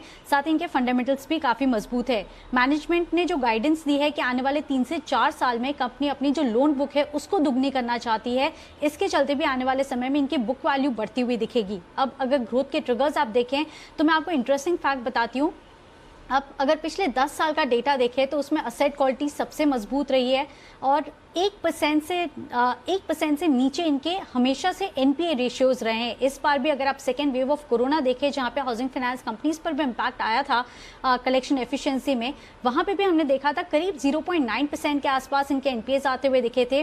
कंपनी का लगातार कलेक्शन एफिशिएंसी पर फोकस बना हुआ है और उसके बाद ही कंपनी अब ग्रोथ पर फोकस करती हुई दिखेगी, तो ये सबसे इंटरेस्टिंग बात है। दूसरी तरफ कंपनी के पास अतिरिक्त प्रोविजनिंग है तो रिस्क कम है, लेकिन दूसरी तरफ अगर असेट क्वालिटी में सुधार देखने मिलता है तो इसके चलते इनकी जो प्रोविजनिंग्स हैं वो रिवर्स बैक होती हुई दिखेगी। इसका मतलब ये है कि आने वाले क्वार्टर्स में आप देखेंगे या क्वार्टर 4 तक इनके जो मुनाफे हैं वो बढ़ते हुए दिखेंगे। साथ ही आप देखिए इनकी जो स्प्रेड्स हैं वो इंडस्ट्री में सबसे बेहतर हैं और इसी के चलते इनके मार्जिन्स में भी आने वाले समय में अच्छी बढ़ोतरी हो सकती है। दूसरी तरफ कॉस्ट ऑफ, अगर आप क्रेडिट कॉस्ट देखें यानी कि एसेट क्वालिटी, तो यहाँ पे भी हम देख रहे हैं करीब 0.5% के आसपास हमेशा से कंपनी ने मेंटेन किया है और ये रिकॉर्ड पिछले 10 साल से बना हुआ है। आने वाले समय में भी एनालिस्ट काफ़ी ज़्यादा इस पर भरोसा कर रहे हैं और ग्रोथ का भरोसा इस स्टॉक पर बनता हुआ दिख रहा है। इस कंपनी को अगर आप LIC हाउसिंग और साथ ही HDFC से अगर आप कंपेयर करते हैं तो आप देखिए इनके जो स्प्रेड्स और मार्जिन्स हैं वो काफ़ी अच्छे हैं। कॉस्ट ऑफ फंड्स कंपनी के कम है इन दोनों कंपनीज को अगर आप कंपेयर करते हैं। और दूसरी तरफ अगर वैल्यूएशन की बात करें तो हमने इंटरेस्टिंगली देखा है एप्टिस वैल्यू हाउसिंग, साथ ही आवास फाइनेंशियर्स जो अभी हम देख रहे हैं कि लिस्ट होते हुए दिख रहे हैं, उनके कंपैरिजन में कैनफिन होम्स के वैल्यूएशंस काफ़ी बेहतर लग रहे हैं, लोअर साइड पे हैं। तो अभी भी एनालिस्ट यही मान के चल रहे हैं कि काफ़ी ग्रोथ इस स्टॉक में देखने मिल सकता है। ये है आपके लिए कैनफिन होम्स। कल कुणाल जी और राकेश जी ने स्पेशल पिक के तौर पर भी रिकमेंड किया था, बाद में लगभग हमारे सारे एक्सपर्ट्स की तरफ से इसकी रिकमेंडेशन आती हुई दिख रही। वागले साहब को, सचिन जी को, सबको पसंद था ये स्टॉक और जबरदस्त एक्शन में कैनफिन होम्स आता हुआ दिखा और ये स्टॉक कमाल करता हुआ नजर आया। आज भी 640 पर तो बढ़िया एक्शन। लेकिन हाउसिंग फाइनेंस कंपनी में Canfin Homes, LIC housing finance, इसके बाद एक स्टॉक और है जो तैयार होता दिख रहा है, जो कि शायद हाउसिंग फाइनेंस कंपनी में शायद सबसे सस्ता स्टॉक होगा। उस पर एक बार फोकस करें, चार्ट पर राय ली जाए। कुणाल जी, चूंकि आपने कैनफिन होम भी रिकमेंड किया है, LIC हाउसिंग भी रिकमेंड किया है, जरा एक Repco home finance REPCO Repco home finance इसके चार्ट पर नजर डालिए। क्या ये स्टॉक भी एक अच्छी तेजी के लिए तैयार होता हुआ दिख रहा है? जरा इस पर नजर डालिए, क्या है एक्शन?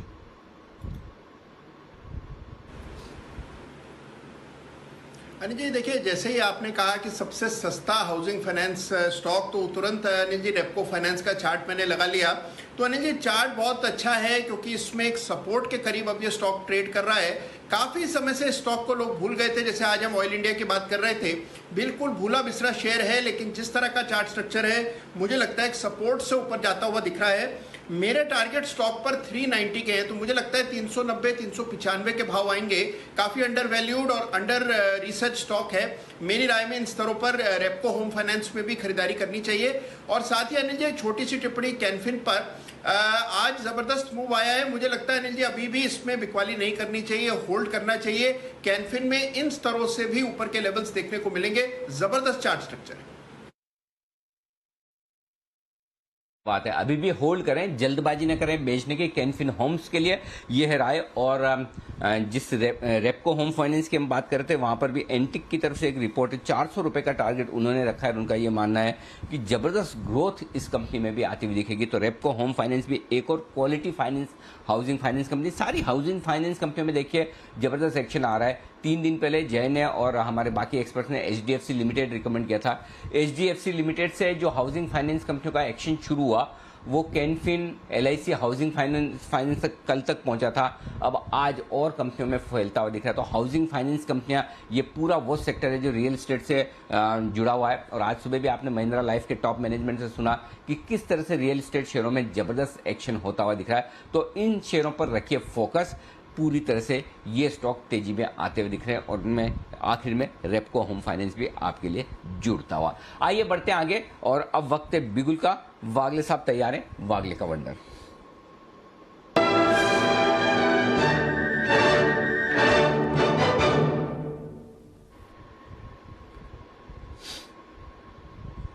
बताएं वागले साहब। अनिल जी, बैंक निफ्टी का व्यू आपका क्या है ये तो मुझे पता नहीं। आप शायद बहुत ज़्यादा बुलिश नहीं है, बट मैं कोटक बैंक में बहुत ज़्यादा बुलिश हूँ क्योंकि एक क्लियर कट ब्रेकआउट आ रहा है। तो यहाँ पर बाय करने की सलाह है। 18, 20, 21 का करंट भाव है। मुझे ये 30 से 40 रुपए की मूव पोजिशनल दिख के 2 से 3 दिनों में। आपका 1800 का नीचे का स्टॉप लॉस होना चाहिए और 1860 का टारगेट है मेरा। 2 से 3 दिन का व्यू है। बैंक निफ्टी पे तो मैं बहुत बुलिश हूं नहीं, आपने नहीं पूछा फिर भी बता दूं, लेकिन आपके साथ कोटक बैंक पर मैं 100% बुलिश हूं। और अगर 1850 1860 आज ही हो जाए या कल में ही हो जाए तो मुझे आश्चर्य नहीं होगा। अगर आप मुझे पूछेंगे बैंक निफ्टी में सबसे ज़्यादा मुझे क्या पसंद है, मैं कहूँगा कोटक बैंक। अगर आप मुझे पूछेंगे बैंक निफ्टी या कोटक बैंक या किसी बैंक में से, दोनों में से क्या ज़्यादा पसंद है, तो मैं कहूँगा कोटक बैंक। तो कोटक बैंक बिल्कुल बहुत ही मजबूती के साथ आगे बढ़ने को तैयार है। और वागले साहब, आपसे रिक्वेस्ट मेरी ये है, जब आप मुझे पूछ ही रहे हैं तो कोटक बैंक में आपको मुझे ये बताने थोड़े लंबे वाले टारगेट अगले हफ्ते के लिए। 1860 का टारगेट बहुत छोटा है, मुश्किल से 2% का, थोड़े बड़े वाले टारगेट बताएं। अभी जय ने भी आपको कोटक बैंक खरीदने की राय दी थी, 1800 रुपए वाला कॉल ऑप्शन कमाल करते दिख रहा है। ये स्टॉक बैंक निफ्टी को ले जा सकता है। तो जो मेरा व्यू है कि 36,800 37,000 पे बैंक निफ्टी अटकेगा, रुकेगा। अगर उसको गलत करना है तो कोटक बैंक उसकी लीडरशिप लेगा। तो बताएं आप जरा बड़े वाले target. Anil ji, daily charts में inverse head and shoulder pattern का फॉर्मेशन हो रहा है अभी 1820 के ऊपर जैसे ये निकला है। अगले हफ्ते का तो मैं श्योर नहीं हूँ, बट एक आध महीने का व्यू लेते हैं तो मेरा 1930 1940 यहाँ से 120 से 140 रुपए की अपसाइड का व्यू है। 1950 तक के टारगेट्स भी आ सकते हैं। ओके, 1950 तक के टारगेट्स बन सकते हैं। जय, आप देखिए एक बार फिर से और बताइए अपने लेवल्स कोटक बैंक के लिए। बिल्कुल अनिल जी, 46 वाला भी 63 हो चुका है अनिल जी। कोटक बैंक मुझे ऐसा लग रहा है अनिल जी कि क्लियरली जो हिसाब से इसमें, जैसे मैंने कहा था अनिल जी कि 1840 1860 तक के लेवल्स हमें स्पॉट में देखने मिलेंगे। 1840-60 पहला टारगेट रहेगा और ये लेवल्स अनिल जी निकलते तो इसका लाइफ टाइम हाई तक कोई रेजिस्टेंस नहीं है उसके बाद। तो ये क्लस्टर जो है वहां तक के पहले टारगेट से मेरे 1840 1860 स्पॉट में। और ये लेवल्स अनिल जी अगर ये निकल गए तो ये सीरीज का ये प्राइवेट सेक्टर बैंक में टॉप गेनर हो जाएगा, बिकॉज उसके ऊपर अगर वो जाता है, टिकता है, देन लाइफ टाइम हाई है। अदरवाइज वहां पे आप प्रॉफिट बुक करें तो 1840-60 के लेवल्स पहले आ जाएंगे। तो ये है आपके लिए 1840 के पार कोटक महिंद्रा बैंक आपके हाथ नहीं आएगा। जबरदस्त एक्शन वहां से बढ़ता हुआ नजर आएगा। आइए एक्शन को बढ़ाते हैं। किरण जी हमारे साथ तैयार हैं। किरण जी के लिए बिगुल, किरण का कमाल।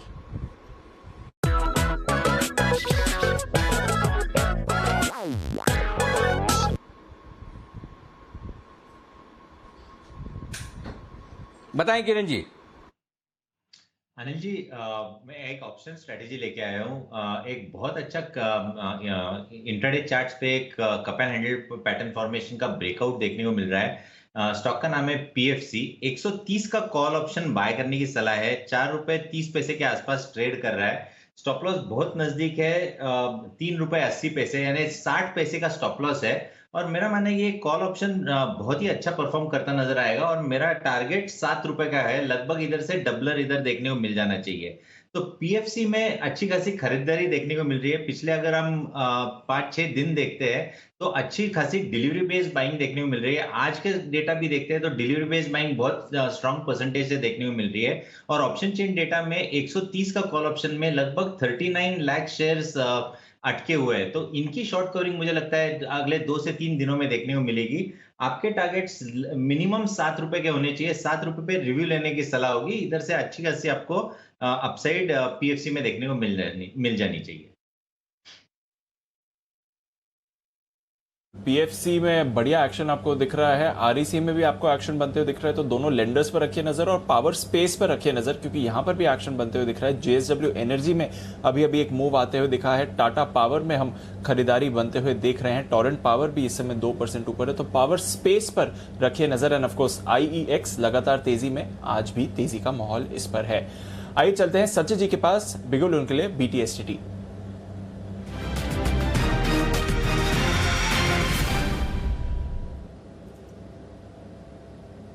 बताएं सचिन जी। दीपांशु, जो HDFC AMC का हमने कॉल दिया था लगभग अपने टारगेट्स के काफी नजदीक आ चुका है। 5% की अपसाइड ऑलरेडी अनलॉक हुई है यहाँ पर।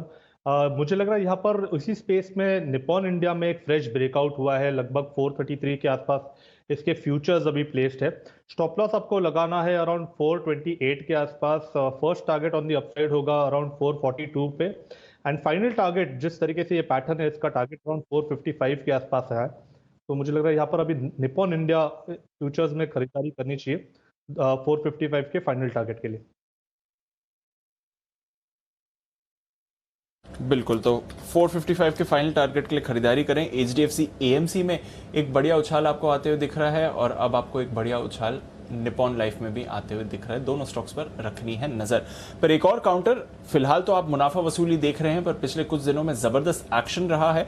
हमने भी SIP स्टॉक में अप्रैल में इसके बारे में बात करी थी और खबरें भी इंटरेस्टिंग बनकर आ रही हैं। स्टर्लिंग एंड विल्सन सोलर, क्या चल रहा है कंपनी में, लेटेस्ट अपडेट्स क्या हैं, आइए जानते हैं इसके बारे में वरुण के साथ। वरुण, बताइए क्या चल रहा है SW सोलर में।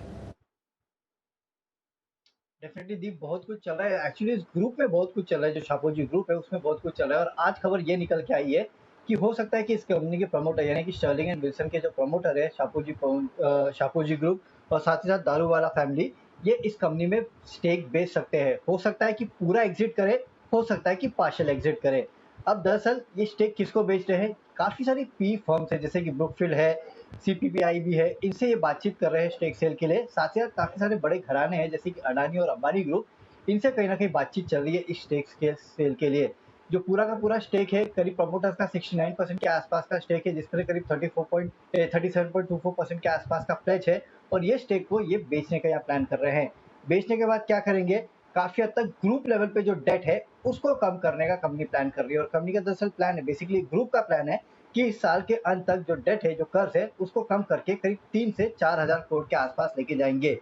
जैसा आपको याद होगा, इस साल की शुरुआत में मेरे ख्याल से मार्च के आसपास ही एक वन टाइम रिस्ट्रक्चरिंग प्लान के तहत शापोजी ग्रुप जो है, उन्होंने जितनी भी ग्रुप कंपनीज है उनमें स्टेक सेल का यहाँ इरादा जताया था। और केवी कामत कमेटी की रिपोर्ट के बाद जो कोविड रिलीफ पैकेज है उसके तहत शापोजी ग्रुप को करीब 10,200 करोड़ के आसपास के जो कर्ज है उसके रिस्ट्रक्चरिंग को अप्रूवल मिला था। इस स्कीम के तहत अगले 2 साल तक कंपनी को कोई भी कर्ज का भुगतान नहीं करना था और इंटरेस्ट पेमेंट से भी कंपनी को, ग्रुप को बेसिकली राहत दी गई थी। और उसी का चलते अब ये स्टेक सेल जो है इस कंपनी में भी कंपनी करने वाली है। देखिए वैसे तो स्टर्लिंग एंड विल्सन के पास करीब 11.4 गीगावाट के आसपास के 257 सोलर प्रोजेक्ट से 26 देशों में इस कंपनी की प्रेजेंस है और लगातार इस कंपनी में एटलीस्ट ये ग्रुप जो है वो अपना डेट कम करते आ रही है। करीब करीब 2450 करोड़ के आसपास का कर्ज जो है इस कंपनी ने लिस्टिंग से अब तक स्टर्लिंग एंड विल्सन सोलर में कम किया है।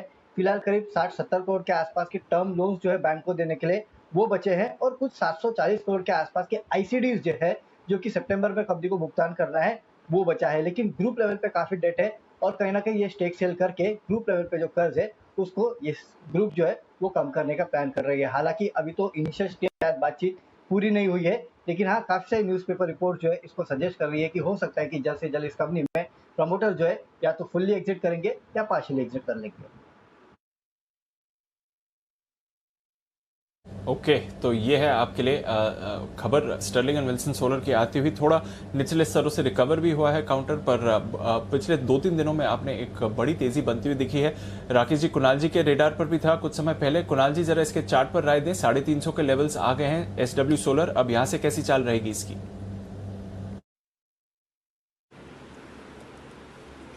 देखिए कुछ दिन पहले ही दीपांशु, मैंने और राकेश जी ने इस पे एक स्पेशल पिक में खरीदारी की राय दी थी और एक बहुत अच्छा मूव है।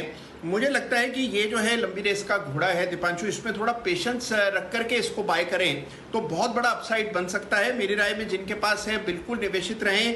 नई खरीदारी भी इन स्तरों पर कर सकते हैं क्योंकि एक ब्रेकआउट आ चुका है चार्ट पर और एक कायदे का स्टॉप लॉस रखें। मुझे लगता है 325 के आसपास स्टॉप लॉस रखकर बाय करें। ऊपर मुझे लगता है 500 के लेवल्स इसमें आपको आते हुए दिखाई देंगे। तो एक मीडियम टर्म बाय की कॉल है मेरी, किसी भी गिरावट में इसको बाय करने की राय। बड़े टारगेट्स आते हुए दिख रहे हैं स्टर्लिंग एंड विल्सन सोलर पर और हमारे एसआईपी स्टॉक की भी लिस्ट में था। अब फाइनली इसमें आपको एक्शन भी बनते हुए दिख रहा है। आइए, कल है वीकली एक्सपायरी, उससे पहले एक्सपायरी का एक बढ़िया ऑप्शन लेकर तैयार हैं सुमित जी। स्वागत करते हैं उनका एक्सपायरी के ऑप्शन के लिए।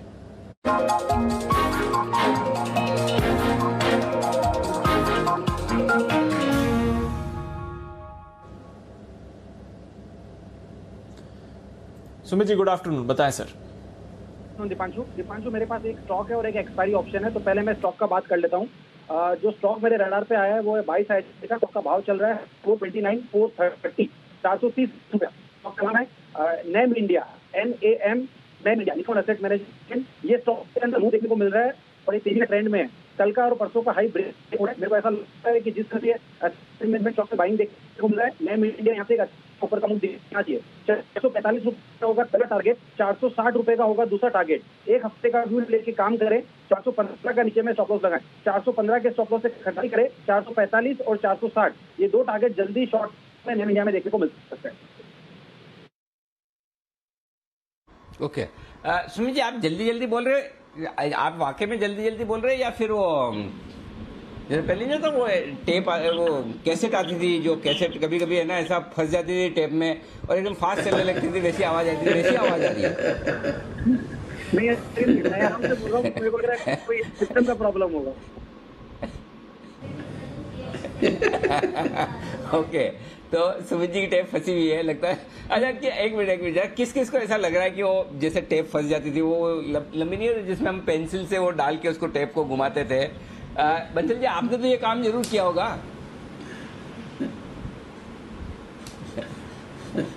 नहीं अनिल जी बिल्कुल करा है और आपको ध्यान हो तो अनिल जी पीछे मेरे साथ भी ऐसा हुआ था और आपने क्या करा था अनिल जी, वो फंसी हुई टेप वाली आवाज ट्विटर पे डलवाई थी और अभी सुमित जी के साथ भी ये सेम हुआ अनिल जी। वो ध्यान है मेरे को, तब HMV की टेप्स आती थी और हम लोग T सीरीज वाली रिकॉर्डेड यूज करते थे। वो पेंसिल डालते थे, उसको खींचते थे अनिल जी, उसमें फूक भी मारते थे, तो वो हाँ। अच्छे से अनिल जी वक्त याद है।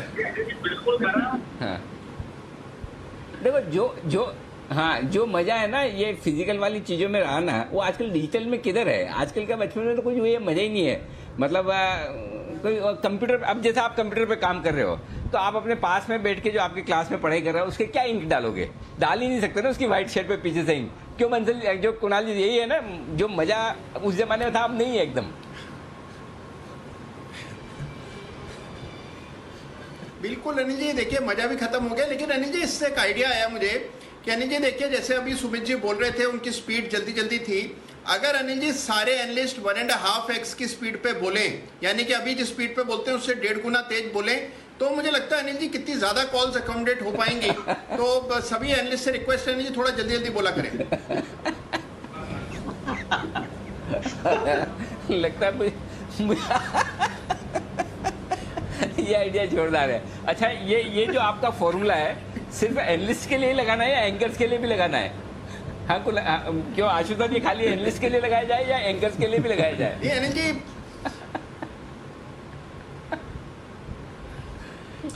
अनिल जी, मेरे को ये सुन के खुशी हुई कि कुणाल जी कह रहे हैं जल्दी जल्दी बोले, कम बोलने की रिक्वायरमेंट नहीं आई है। So I am more happy on that. ठीक बात है जी। Kunal ji, Anil ji would be anchors के लिए भी लगाना है, और साथ में राकेश जी और मेरे पास एक कॉल है। अनिल जी तुरंत आ जाइए जल्दी जल्दी। जो आपने पहले कहा कि एंकर्स के लिए भी फॉर्मूला लगाना है, वो आवाज हम तक पहुंची नहीं। आपके ऑडियो में कुछ प्रॉब्लम थी, हम सुन नहीं पाए। हाँ, आपका जो कॉल देना है उसके लिए बिल्कुल हमारा तैयार है। कुणाल जी राकेश जी के लिए बिल्कुल चार्ट कॉर्नर का।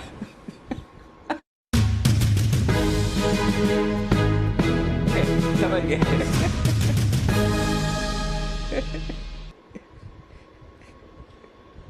ओके, तो ये आपके लिए वुड बी एंकर तो समझ ही गए होंगे। वुड बी एंकर तो एंकर बनने की ख्वाहिश तो एक ही आशु सर की है। तो तोप का मुंह आशु सर की तरफ, हम सेफ हैं। तो बताएं कुणाल जी, राकेश जी, आपका चार्ट कॉर्नर पिक। देखिए अनिल जी, हम सब साथ साथ हैं। अभी थोड़ी देर पहले शायद किरण जी थे जिन्होंने पीएफसी पे बाय कॉल दिया था। तो पीएफसी का भाई आरईसी, सेम टेक्निकल पैटर्न है। ये भी एक अच्छी उड़ान के लिए आरईसी भी तैयार है। एक पॉजिटिव क्रॉसओवर, एक ब्रेकआउट आरईसी में देखने को मिला है। ओवर टू कुणाल जी। देखिए अनिल जी, एक क्लियर ब्रेकआउट चार्ट पर आता हुआ दिख रहा है। आरईसी पीएफसी दोनों के चार्ट बहुत मजबूत हैं। आरईसी में बहुत समय बाद हम एक ब्रेकआउट देख रहे हैं, तो इन स्तरों पर बिल्कुल बाय करके चलें। 154 रुपए पर, 154 पर फ्यूचर्स में स्टॉप लॉस रखें। पहला टारगेट 162 रुपए का, दूसरा टारगेट 164 रुपए का आरईसी में खरीदारी की राय।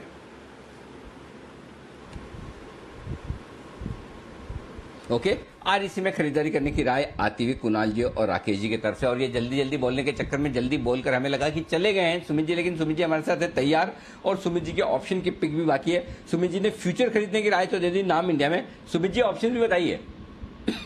अनिल जी, मैं तो धीरे धीरे बोल रहा था, आवाज पता नहीं क्यों जोर से आ रही है, और ये जल्दी जल्दी बोलने के चक्कर में सब लोग बोल गए और मेरा फोन होल्ड पे रहे। तो बिल्कुल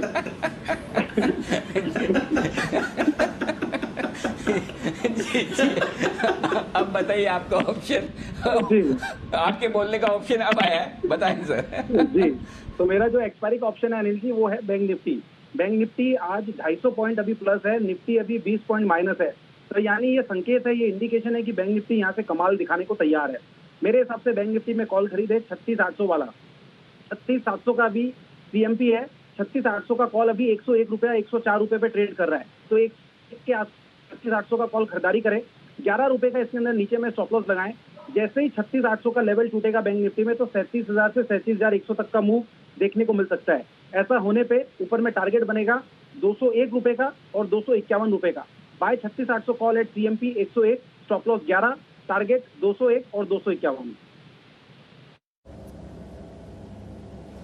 बैंक निफ्टी पर रखिए नजर। आउट परफॉर्मेंस आपको दिखा रहा है बैंक निफ्टी फिलहाल, और स्पेशली कोटक बैंक, क्योंकि बैक टू बैक दो बड़ी ब्लॉक डील्स कोटक बैंक में आपको होती हुई दिख रही हैं। अभी थोड़ी देर पहले हमने देखा करीब 675 करोड़ की ब्लॉक डील हुई थी, करीब 37.5 लाख शेयर्स के सौदे होते हुए दिखे थे, और साथ ही आप देख रहे हैं कि फिर दोबारा 34 लाख शेयर्स की ब्लॉक डील होती हुई दिखी है। तो बड़ी ब्लॉक डील्स कोटक बैंक, इसमें आप रखें नजर। इस बीच BASF पर कुछ नेगेटिव खबर आ रही है। CCI ने 4 से 5 शहरों में छापे मारे हैं। बीज की कीमतों पर नियंत्रण रखने का आरोप है। अन्य कंपनीज के साथ सांठगांठ के जरिए बीज की कीमतों पर नियंत्रण रखने का आरोप कंपनी पर लगाया जा रहा है। रॉयटर्स के हवाले से ये खबर आ रही है। BASF के लिए नेगेटिव खबर है कंपनी के लिए। स्टॉक भी फिलहाल आप 2% नीचे देख रहे हैं। CCI ने छापे मारे हैं इनकी कुछ यूनिट्स पर, और इसके साथ ही आप देख रहे हैं सांठगांठ के आरोप भी कंपनी में लगाए जा रहे हैं। पर नजर रखेंगे BASF पर। इस बीच कुछ स्टॉक्स जो दमदार मूव दिखा रहे हैं, हमने आपको बोला था पावर स्टॉक्स पर रखिए नजर, साथ ही कोल स्टॉक्स पर रखिए नजर। कोल इंडिया में एक अच्छा स्पाइक आ रहा है, जेएसडब्ल्यू एनर्जी में एक दमदार स्पाइक आते हुए दिख रहा है। दोनों स्टॉक्स पर करेंगे बात, उससे पहले एक कॉल वागले साहब की तरफ से, बिगुल वागले का वंडर।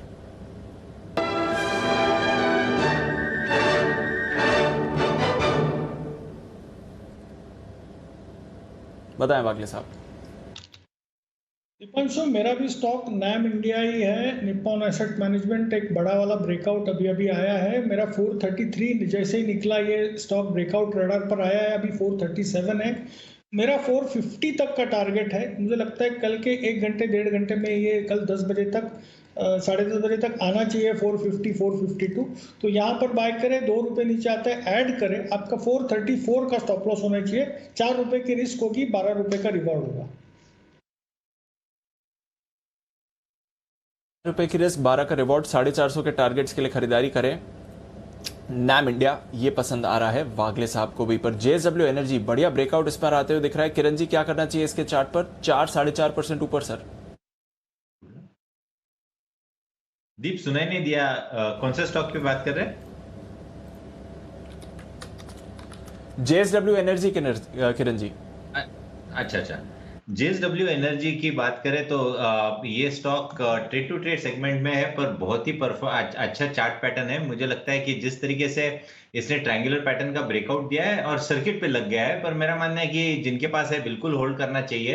अभी ट्रेलिंग स्टॉप लॉस कल के लिए रहेगा 260 का, और टारगेट्स के लिए मैं मानता हूं अगले 2 से 3 दिनों तक सर्किट टू सर्किट चलने की प्रोबेबिलिटी बहुत ज्यादा है। इधर से 10 से 15% की अपमूव इधर से बिल्कुल देखने को मिलेगी। बिल्कुल 5% का ये सर्किट 4% की मूव पर दिखा था, और अब सर्किट आज के लिए तो लग गया है, पर किरण जी कह रहे हैं कि बढ़िया मूव यहां से भी आपको आते हुए दिख सकते हैं। जेएसडब्ल्यू एनर्जी नजर रखिए, फिलहाल आज के लिए ट्रेडिंग इस पर अब पॉसिबल नहीं है। पर इंडेक्स पर क्या राय बनानी चाहिए इस समय? बैंक निफ्टी में रिवाइवल आ रहा है, क्या करें इसका? आइए जानते हैं नितिन जी के साथ। स्वागत करते हैं उनका निफ्टी के निशानेबाज नितिन मुरार का।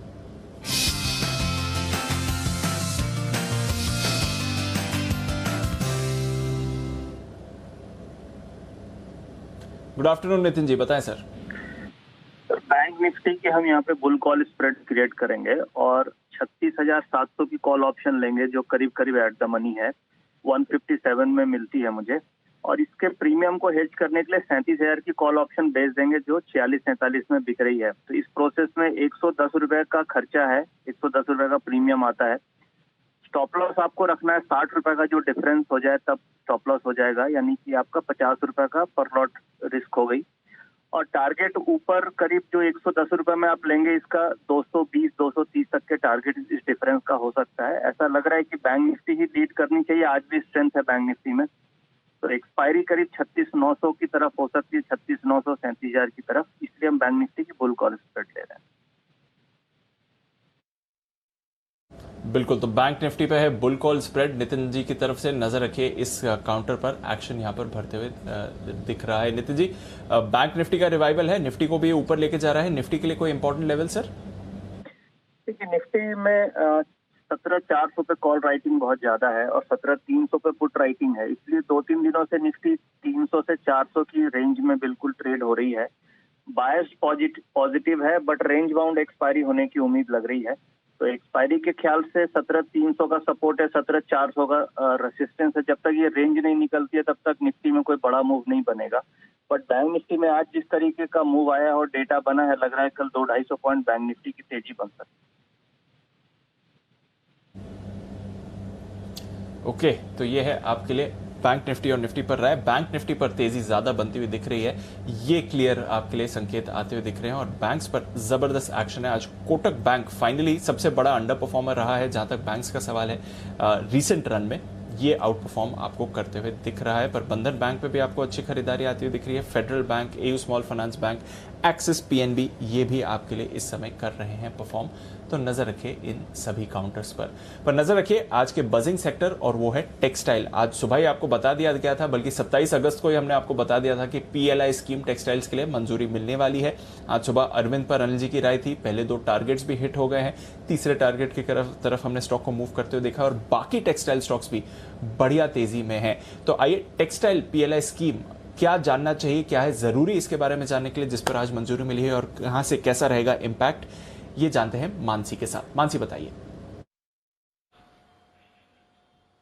बिल्कुल दीपांशु, लगातार बिल्कुल आपने ठीक कहा, हम मैनमेड फाइबर और टेक्निकल टेक्सटाइल के लिए जो मंजूरी मिलने वाली थी पीएलआई स्कीम की, इस पर बात कर रहे थे और इस पर खबर पर अब मोहर लगते हुए दिखी। अगस्त से ही हम इस बात पर रिसर्च कर आपको बता रहे थे। कैबिनेट से टेक्सटाइल सेक्टर के लिए पीएलआई स्कीम को मंजूरी मिल चुकी है। 5 साल के लिए 10,683 करोड़ की रकम को मंजूरी मिलती हुई दिखी है। मैनमेड फाइबर और टेक्निकल टेक्सटाइल के लिए पीएलआई स्कीम को मंजूरी मिली है। इसका सीधा मतलब ये है कि टेक्सटाइल कंपनियों के सालाना उत्पादन पर सरकार जो है उन्हें इंसेंटिव देगी। अब पीएलआई स्कीम को मंजूरी का महत्व क्या है? घरेलू उत्पादन और एक्सपोर्ट को बढ़ावा मिलता हुआ दिखेगा। भारत में कपड़ा व्यापारियों को काफी हद तक बढ़ावा मिलेगा। ग्लोबली भारत के टेक्सटाइल क्षेत्र का नाम होगा। वहीं टेक्सटाइल, अपैरल, मैनमेड फाइबर और गारमेंट उत्पादन को बढ़ावा मिलता हुआ दिखेगा और ग्लोबल इन्वेस्टमेंट बढ़ता हुआ हम देखेंगे भारतीय टेक्सटाइल के लिए। साथ रोजगार के मौके भी और ज्यादा खुलते हुए हम देखेंगे। कैबिनेट की जो प्रेस ब्रीफिंग हुई है उसमें क्या कुछ निकल कर आया? पीयूष गोयल साहब और अनुराग ठाकुर साहब ने कैबिनेट के फैसलों पर जानकारी दी और यहां पर फैसलों से ग्लोबल मार्केट में किस तरह से टेक्सटाइल की भागीदारी बढ़ेगी, इस पर बातचीत होती हुई दिखी। और खासतौर से कई देशों के साथ एफटीए यानी कि फ्री ट्रेड अग्रीमेंट अंतिम दौर में है, इसकी भी जानकारी हमें मिली है। एफटीए से टेक्सटाइल सेक्टर को यानी कि फ्री ट्रेड अग्रीमेंट से टेक्सटाइल सेक्टर को काफी फायदा मिलेगा। काफी सावधानी से एफटीए पर आगे और ज्यादा काम चल रहा है और पहले जो एफटीए हुए उनसे यहां पर जो नुकसान हुआ है उसकी भरपाई किस तरह से की जाए और जल्द से जल्द किस तरह से इस अग्रीमेंट को वापस लाया जाए, कई देशों के साथ कैसे एफटीए बढ़ाया जाए, इस पर फोकस है। अब यहां पर भारतीय टेक्सटाइल की ग्लोबल मांग की अगर बात करें, 2021 की पहली छमाही में भारत के यूएस एक्सपोर्ट में 55% की बढ़ोतरी देखने को मिली है। यूएस, यूके, यूरोप हर जगह पर भारतीय टेक्सटाइल की मांग जो है वो लगातार बढ़ी है और पीएलआई स्कीम से और ज्यादा बढ़ोतरी इसमें देखने को मिलेगी। दुनिया में टेक्सटाइल एक्सपोर्ट में भारत जो है चौथे पायदान पर है। टेक्सटाइल एक्सपोर्ट को जल्द से जल्द $100 बिलियन यानी 7.5 लाख करोड़ बनाने पर सरकार का फोकस है। 2 दिन पहले ही इस खबर पर हमने डिटेल रिसर्च कर आपको बताया था कि किस तरह से 7.5 लाख करोड़ टेक्सटाइल एक्सपोर्ट को ले जाने की सरकार की कवायद है। यूएस में भारतीय टेक्सटाइल की मांग की अगर बात करें, यूएस के cotton based home textile import में भारत का योगदान 50% है। अरविंद लिमिटेड की आय जो है उसका 50% यूएस, यूके और यूरोप एक्सपोर्ट से आता है। तो इससे आप अनुमान लगाकर चल सकते हैं कि किस तरह से इन कंपनियों के लिए एक बड़ी फायदे की खबर है। हिम्मत सिंह का सीड की आय का करीब 87% नॉर्थ अमेरिका के एक्सपोर्ट से आता है। वहीं वेल्सपन इंडिया की आय का 33% यूएस मार्केट से आता हुआ हम देखते हैं। यूएस की बड़ी फैशन ब्रांड टेड बेकर्स में दूसरी तिमाही में यहां पर जबरदस्त बिक्री देखने को मिली है। कुल बिक्री में 50% की बढ़त हुई है और त्योहारों में और ज्यादा डिमांड की पूरी उम्मीद यहां पर लगाकर हम चल रहे हैं। तो टेक्सटाइल सेक्टर के लिए ग्लोबली डिमांड तो है ही और पीएलआई स्कीम आने के बाद ग्लोबली टेक्सटाइल मैन्युफैक्चरिंग को बढ़ावा मिलता हुआ दिखेगा। तो बड़ी खबर टेक्सटाइल सेक्टर के लिए ये साबित होती हुई दिख रही है। बिल्कुल, तो टेक्सटाइल्स पर रखिए नजर, इस पूरे स्पेस पर एक्शन है। ऑफ कोर्स अप्रैल मई की तेजी से अनिल जी आपको कह रहे हैं एक एक करके बढ़िया टेक्सटाइल स्टॉक्स पर आपको सलाह दी गई है। एसआईपी स्टॉक्स में फीचर किया और आज सुबह का स्टॉक ऑफ द डे भी अरविंद लिमिटेड 2 टारगेट्स आते हुए दिख रहे हैं, तीसरे टारगेट के भी बेहद करीब आते हुए दिखा था। एक बार देख लेते हैं अरविंद पर आज आपको क्या सलाह दी गई थी। दीप, एक सेक्टर जिसका लगातार हमने बार बार जिक्र किया, रिकमेंड किया और कहा कि ये सेक्टर ऑफ द ईयर है, इस पर फोकस करिए, वो है टेक्सटाइल। तो अरविंद लिमिटेड आज मैंने इसीलिए स्टॉक ऑफ द डे के तौर पर लिया है। 92 रुपये के स्टॉप लॉस के साथ खरीदारी करनी चाहिए। जो शॉर्ट टर्म ट्रेडर्स है वो स्ट्रिक्ट स्टॉप लॉस 92 का रखें। 97, 99, 103 ये 3 टारगेट है जिसके लिए रखिए आप इस पर नज़र। आज मैंने pick of the day Arvind limited दिया था, उसका दूसरा टारगेट 97 का पहला टारगेट 99 का यानी कि 99 रुपये का दूसरा टारगेट भी हासिल हुआ। 7% मजबूत है। टेक्सटाइल शेयरों में सबसे मजबूत ये आज प्रदर्शन करता हुआ दिख रहा है।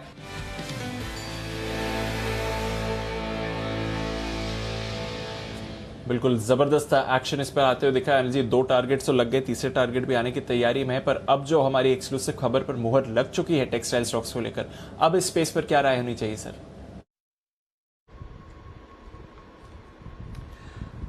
राय बिल्कुल सिंपल है दीप। बिल्कुल बेचना नहीं है। अगर आप इन्वेस्टर हैं, व्यू रखते हैं आप मिनिमम 6 महीने का और मैक्सिमम 2 साल का, तो अभी भी तेजी है। अगर आपका शॉर्ट टर्म व्यू है तो ठीक है, textile PLI policy, PLI scheme आ गई है और अब वहां पर आपको प्रॉफिट बुक करना है तो एक अलग बात है। लगभग सारे टेक्सटाइल स्टॉक जो रिकमेंड किए हमने 50-60% से लेकर 200-300% मुनाफे में है। लेकिन अगर आप अभी भी मुझे पूछेंगे, मुझे अरविंद पसंद है, अरविंद फैशन पसंद है, अंबिका कॉटन पसंद है, मुझे सियाराम सिल्क मिल्स पसंद है, गोकुलदास एक्सपोर्ट पसंद है, तो ये स्टॉक सारे बाय ऑन डिप्स हैं। सबके टारगेट अभी भी यहाँ से ऊपर के हैं और ये स्टॉक चलेंगे भी, धीमे धीमे चलेंगे। तो दो तरीका, अगर आप लॉन्ग टर्म इन्वेस्टर हैं, 2-3 साल का व्यू अब भी है, तो फिर आपको 5-10-15% ऊपर नीचे के व्यू से तो कोई खास फर्क पड़ता नहीं है।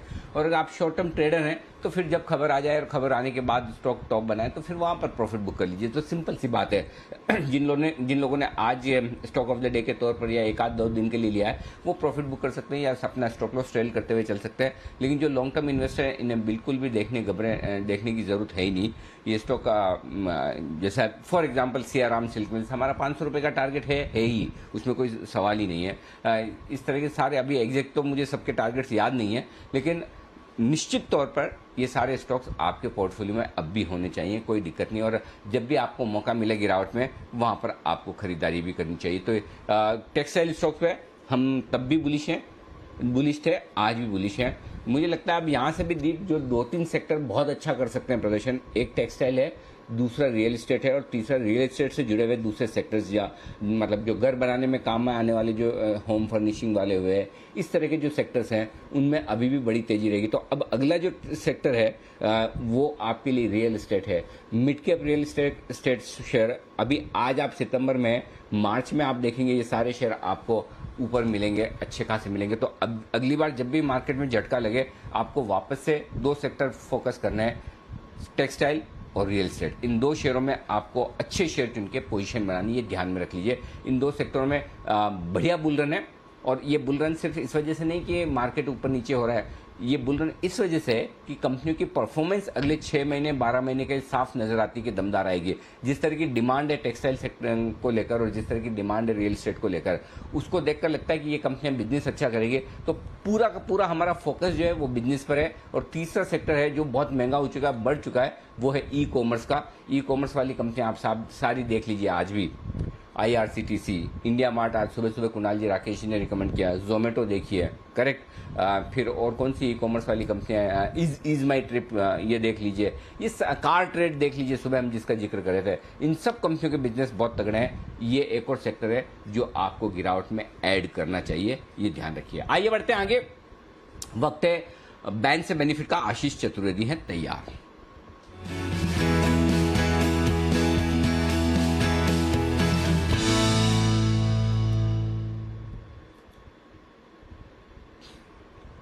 बताएं आशीष, 2 स्टॉक है बैन में, क्या है चांस कोई बाहर आएगा? अनिल जी, बाहर तो कोई भी नहीं आ रहा। नाल्को तो इनफैक्ट लंबे समय तक बैन में बना ही रहेगा। अभी भी मार्केट वाइड पोजीशन लिमिट अगर आप देखें तो कमी नहीं हो रही है। कल 115% थी, आज 112% है। तो ये तो स्टॉक लंबे समय तक बैन में रहेगा। इसके अलावा इंडिया बुल्स हाउसिंग फाइनेंस, ये थोड़ा कम हो रही है यहाँ पर पोजीशंस, लेकिन अभी भी 80% से नीचे नहीं है, 87% है मार्केट वाइड पोजीशन लिमिट। तो इंडिया बुल्स हाउसिंग फाइनेंस और नाल्को, ये दोनों स्टॉक जो है बैन में है और बैन में बने रहेंगे। लेकिन थोड़ा सा सरप्राइजिंग और आमतौर पर ये स्टॉक जल्दी बैन में आता नहीं है। IRCTC यहाँ पर अगर आप देखें तो मार्केट वाइड पोजीशन लिमिट तेजी से बढ़ी है। कल 76% के पास बंद हुई थी, फिलहाल अगर आप देखें तो 102% हो गई है। तो यहाँ पर पूरी संभावना बन रही है अनिल जी के स्टॉक बैन में आएगा। बाकी के जो दोनों स्टॉक है वो बैन में बने रहेंगे।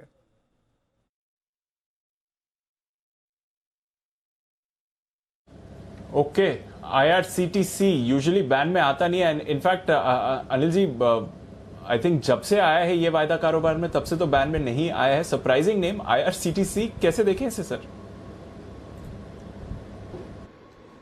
बिल्कुल दीप, ये पहली बार ही बैन में आ रहा है। बिल्कुल आपने सही जज किया और सही देखा है। मुझे लगता है कि यहाँ पर प्रॉफिट बुक करना चाहिए अगर आपकी लॉन्ग पोजीशन है तो। और वो ट्रेडिंग के लिहाज से हम लगातार इस पर बुलिश हैं। 3500 रुपए के आसपास के टारगेट थे, आज देखिए 3425 तक हाई बनाया है, तो लगभग टारगेट तक पहुंच चुका है और अब बैन में आ रहा है तो थोड़ा ठंडा हो जाएगा, करेक्ट। इस लिहाज से मुझे लगता है कि अब एक बार प्रॉफिट बुक करें, इसको वापस से बैन से बाहर निकलने दे, थोड़ा ठंडा होने दे, थोड़ा नीचे आने दे, तब फिर से एंट्री के बारे में सोचेंगे। स्टॉक में कोई खराबी नहीं है, कोई दिक्कत नहीं है। लॉन्ग टर्म इन्वेस्टर्स के लिए अभी भी अच्छा है, सब कुछ ठीक है, थीम पसंद है। अभी 2 मिनट पहले तो हम इसकी बात भी कर रहे थे। लेकिन अगर आप शॉर्ट टर्म ट्रेडर हैं, डेफिनेटली एक बार प्रॉफिट बुक कर लें और बाद में आराम से नीचे का इंतजार करें। जब एक बार बैंड से बाहर निकलने लगे, निकलने का होगा, जब होगा तब होगा, तब आप वापस से खरीदें। तो एक ड्रीम रन अप हुआ है, नॉन स्टॉप वर्टिकल एक तरफा बुर्ज खलीफा बनाया है इस स्टॉक ने। चार्ट देखेंगे तो अब उसके बाद प्रॉफिट बुकिंग आना लाजमी है। तो मेरे ख्याल से लॉन्ग पोजीशन पे एक बार प्रॉफिट बुक करें, फिर वापस निचले लेवल का इंतजार करें। तो बैंड में आ रहा है तो ठंडा हो जाएगा, एक बार निकल जाने की राय है। जी। चलिए, तो बैन में आ रहा है, ठंडा हो जाएगा, पर एक बार मुनाफा बुक कर लीजिए। बट बाजार में क्या करके जाना है ये भी एक बार जल्दी से जान लेते हैं। चलते हैं अनिल जी के पास स्ट्रैटेजी के लिए।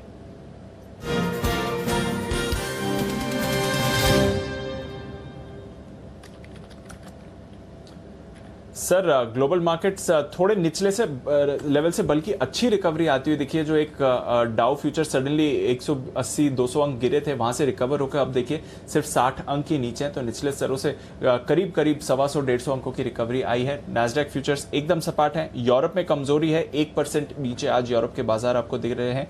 तेल और सोना आज स्टेबिलिटी दिखा रहा है। क्या करके जाएं सर? दीप, थोड़ा मिला जुला सा माहौल है और कल की कमजोरी के बाद आज फिर से डाउ फ्यूचर्स थोड़े कमजोर हैं और जिन लेवल्स पर हम बंद हो रहे हैं मिक्स हैं। मतलब वैसे तो बढ़िया घूम फिर के हरे निशान में आ गए हैं, तो क्लोजिंग तो बढ़िया होती दिख रही है। मुझे लगता है लाइफ टाइम हाई के बेहद नजदीक बंद हो रहे हैं क्लोजिंग के लिहाज से।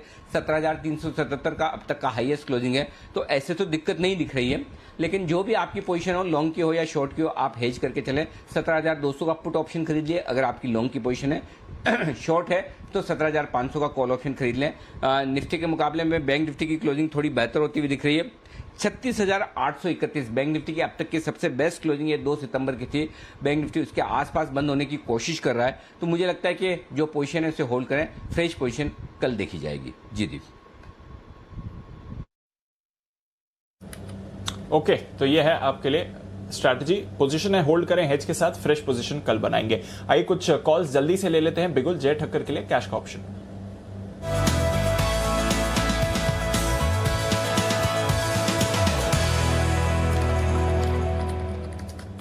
बताएं जय। जी दीपांशु, कल क्लोजिंग में भी मेरा बैंक निफ्टी पर भरोसा था एंड उस पर आज फर्स्ट टारगेट हासिल हुए 36,500 का, 400-500 का जो भी स्ट्राइक का कॉल ऑप्शन दिया था उसका। आज मॉर्निंग में 36,700 का कॉल दिया दीप, 408 पर 477 के करीब इसने हाई लगाया। बट अभी 435 है, बट अभी भी हमारा बाइंग प्राइस से ऊपर है 408। तो मैं तो कहूंगा कि अभी भी इसको मेंटेन ही करें। मेरा बायस अभी भी बैंक निफ्टी में ज्यादा पॉजिटिव है और मेरा मॉर्निंग का कॉल के साथ आप स्टे कर सकते हो। You can stay with the 36,700 का कॉल ऑप्शन जो मॉर्निंग में सजेस्ट किया था टारगेट्स के लिए। अब जो है बैंकिंग नेम में से फेडरल बैंक का 83 के स्ट्राइक का कॉल ऑप्शन खरीदने की सलाह है दीपांशु। 3 रुपए 10 पैसे के आसपास ये ट्रेड कर रहा है, इसको खरीदे आप 3 रुपए 10 पैसे पे। यहाँ पे आप स्टॉप लॉस लगाए दीप 1 रुपए 90 पैसे का, 1.90 का स्टॉप लॉस रहेगा। एंड मुझे ऐसा लग रहा है कि शॉर्ट कवरिंग अच्छी देखने मिल रही है फेडरल बैंक में। इसमें हमें लगभग 4 रुपए 75 पैसे से लेके 5 रुपए 50 पैसे तक के लेवल्स हमें देखने मिल सकते हैं। 4.75, 5.50 ये फेडरल बैंक में लेवल्स देखने मिल सकते हैं 83 के कॉल में। बिकॉज जो हिसाब से शॉर्ट कवरिंग हो रही है और जो हिसाब से बैंक निफ्टी में तेजी है, मुझे लग रहा है कि this stock is heading towards 88 to 90 in the spot. चलिए, तो फेडरल बैंक पर जय का है भरोसा, ऑप्शंस के जरिए करें यहां पर ट्रेड। बिगुल सचिन जी के लिए BTSTT।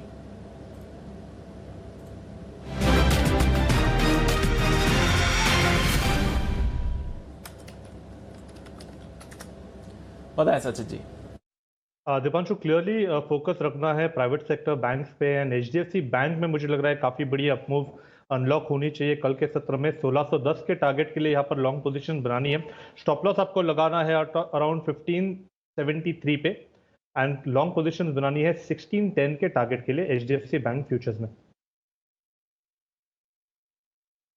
चलिए, एक एक करके सारे बैंक्स पर आपको मूव आती हुई दिख रही है। बैंक निफ्टी पर मूव आ रही है। सुमित जी अभी थोड़ी देर पहले एक्सपायरी का ऑप्शन देकर गए थे पहले टारगेट के करीब, वहां पर बैंक निफ्टी का ऑप्शन आप आते हुए देख रहे हैं 36,800 का। नितिन जी आपको स्प्रेड बनाकर दे रहे थे शो की शुरुआत में। आशु जी ने भी आपको यहां पर स्प्रेड बना के दिया था। कोटक बैंक में बढ़िया एक्शन आया है और बाकी बैंक्स में भी आप बढ़िया मूव आते हुए देख रहे हैं। तो नजर रखिए बैंक निफ्टी, कल वीकली एक्सपायरी है, देखते हैं किस तरह का एक्शन रहेगा। पर आज के एक्शन की बात करें तो बढ़िया मूव यहां पर आती हुई दिखी है। अनिल जी, लगातार बैंक निफ्टी पर ही सबका भरोसा, 350 पॉइंट्स ऊपर क्लोजिंग के लिए तैयार सर। बिल्कुल। और दीप, मुझे ऐसा लग रहा है कल के लिए एक बैंक जो कमाल कर सकता है, कोटक, जो जय ने शुरुआत में पकड़ा है, उसके बाद वागले साहब ने, और दोनों मिलकर मुझे धन्यवाद दे सकते हैं क्योंकि उनका कोटक बैंक मैं एंडोर्स कर रहा हूँ। जय ने मुझे 1800 रुपये का कॉल ऑप्शन लेने की राय दी थी, वागले साहब ने भी 1824 रुपये के 1820 रुपये के आसपास कोटक बैंक की बात की थी। मुझे लगता है ये स्टॉक है जो कल और अगले हफ्ते के लिए कुछ कमाल करने की तैयारी में, बहुत ही ज़बरदस्त एक्शन आता हुआ दिख रहा है। बहुत बढ़िया क्लोजिंग मिल रही है जहाँ पर हम जाकर अब बंद होने जा रहे हैं, तो वो बहुत ही बढ़िया। आप देखिए हरी निशान में बंद हो रहे हैं। बात ये नहीं कि आप 5 पॉइंट ऊपर बंद हो रहे हैं निफ्टी पे या 25 पॉइंट ऊपर बंद हो रहे हैं सेंसेक्स पे। बात ये कि जब आपके सामने डाउ फ्यूचर्स देखिए अभी भी 100 पॉइंट नीचे, लास्ट हमने देखा तो कितना नीचे थे, जरा एक बार डाउ फ्यूचर्स लाइए, एक आइडिया लगेगा कि डाउ फ्यूचर्स के कमजोर होने के बाद कल 350 पॉइंट डाउ गिरा है, आज डाउ फ्यूचर्स कमजोर है। उसके बावजूद जो कॉन्फिडेंस है भारतीय बाजारों का, कल वीकली एक्सपायरी के पहले, फिर उसके बाद 3 दिन की छुट्टी है, उससे समझ में आता है ये आपके लिए बड़ा है। डाउ फ्यूचर्स का मैं इंतजार कर रहा हूँ, जरा एक बार स्क्रीन पर आए तो मैं डाउ फ्यूचर्स दिखाना चाहता हूँ हमारे दर्शकों को, बंद होने के वक्त डाउ फ्यूचर्स किस तरह का कारोबार कर रहे हैं, ये इंटरेस्टिंग है आपके लिए। ओके, तो कोटक बैंक का कल के लिए ये एक्शन वाला स्टॉक रहेगा। 50 पॉइंट नीचे तो थोड़ी रिकवरी तो होगी। जो 200 पॉइंट शो की शुरुआत हमने की थी तब 180-150 पॉइंट नीचे था, अब सिर्फ 50 पॉइंट नीचे, तो थोड़ी रिकवरी डाउ फ्यूचर्स में भी आ रही। जी दीप। बिल्कुल, तो थोड़ी रिकवरी डाउ फ्यूचर्स में भी आती हुई दिख रही है अनिल जी, और बढ़िया रिकवरी के साथ आप जल्दी से आपको मैं आज के टॉप गेनर्स और लूजर्स की लिस्ट बता दूं। कोटक बैंक कल के लिए स्टॉक 3.5% ऊपर, बीपीसीएल आज डिस्कस नहीं हो पाया पर 1.5% ऊपर ये भी। कोल इंडिया में अच्छा revival, Grasim, Tata Consumer, Titan यहां पर बढ़िया उछाल, HDFC Life, UPL, Axis Bank, Sun Pharma, HUL, HDFC Bank और आईसीआईसीआई बैंक यहां पर तेजी। Divi's, Nestle, Wipro, SBI Life, NTPC, Hindalco, Maruti और बजाज ऑटो, इन्होंने आज की तेजी में पार्टिसिपेट नहीं किया है।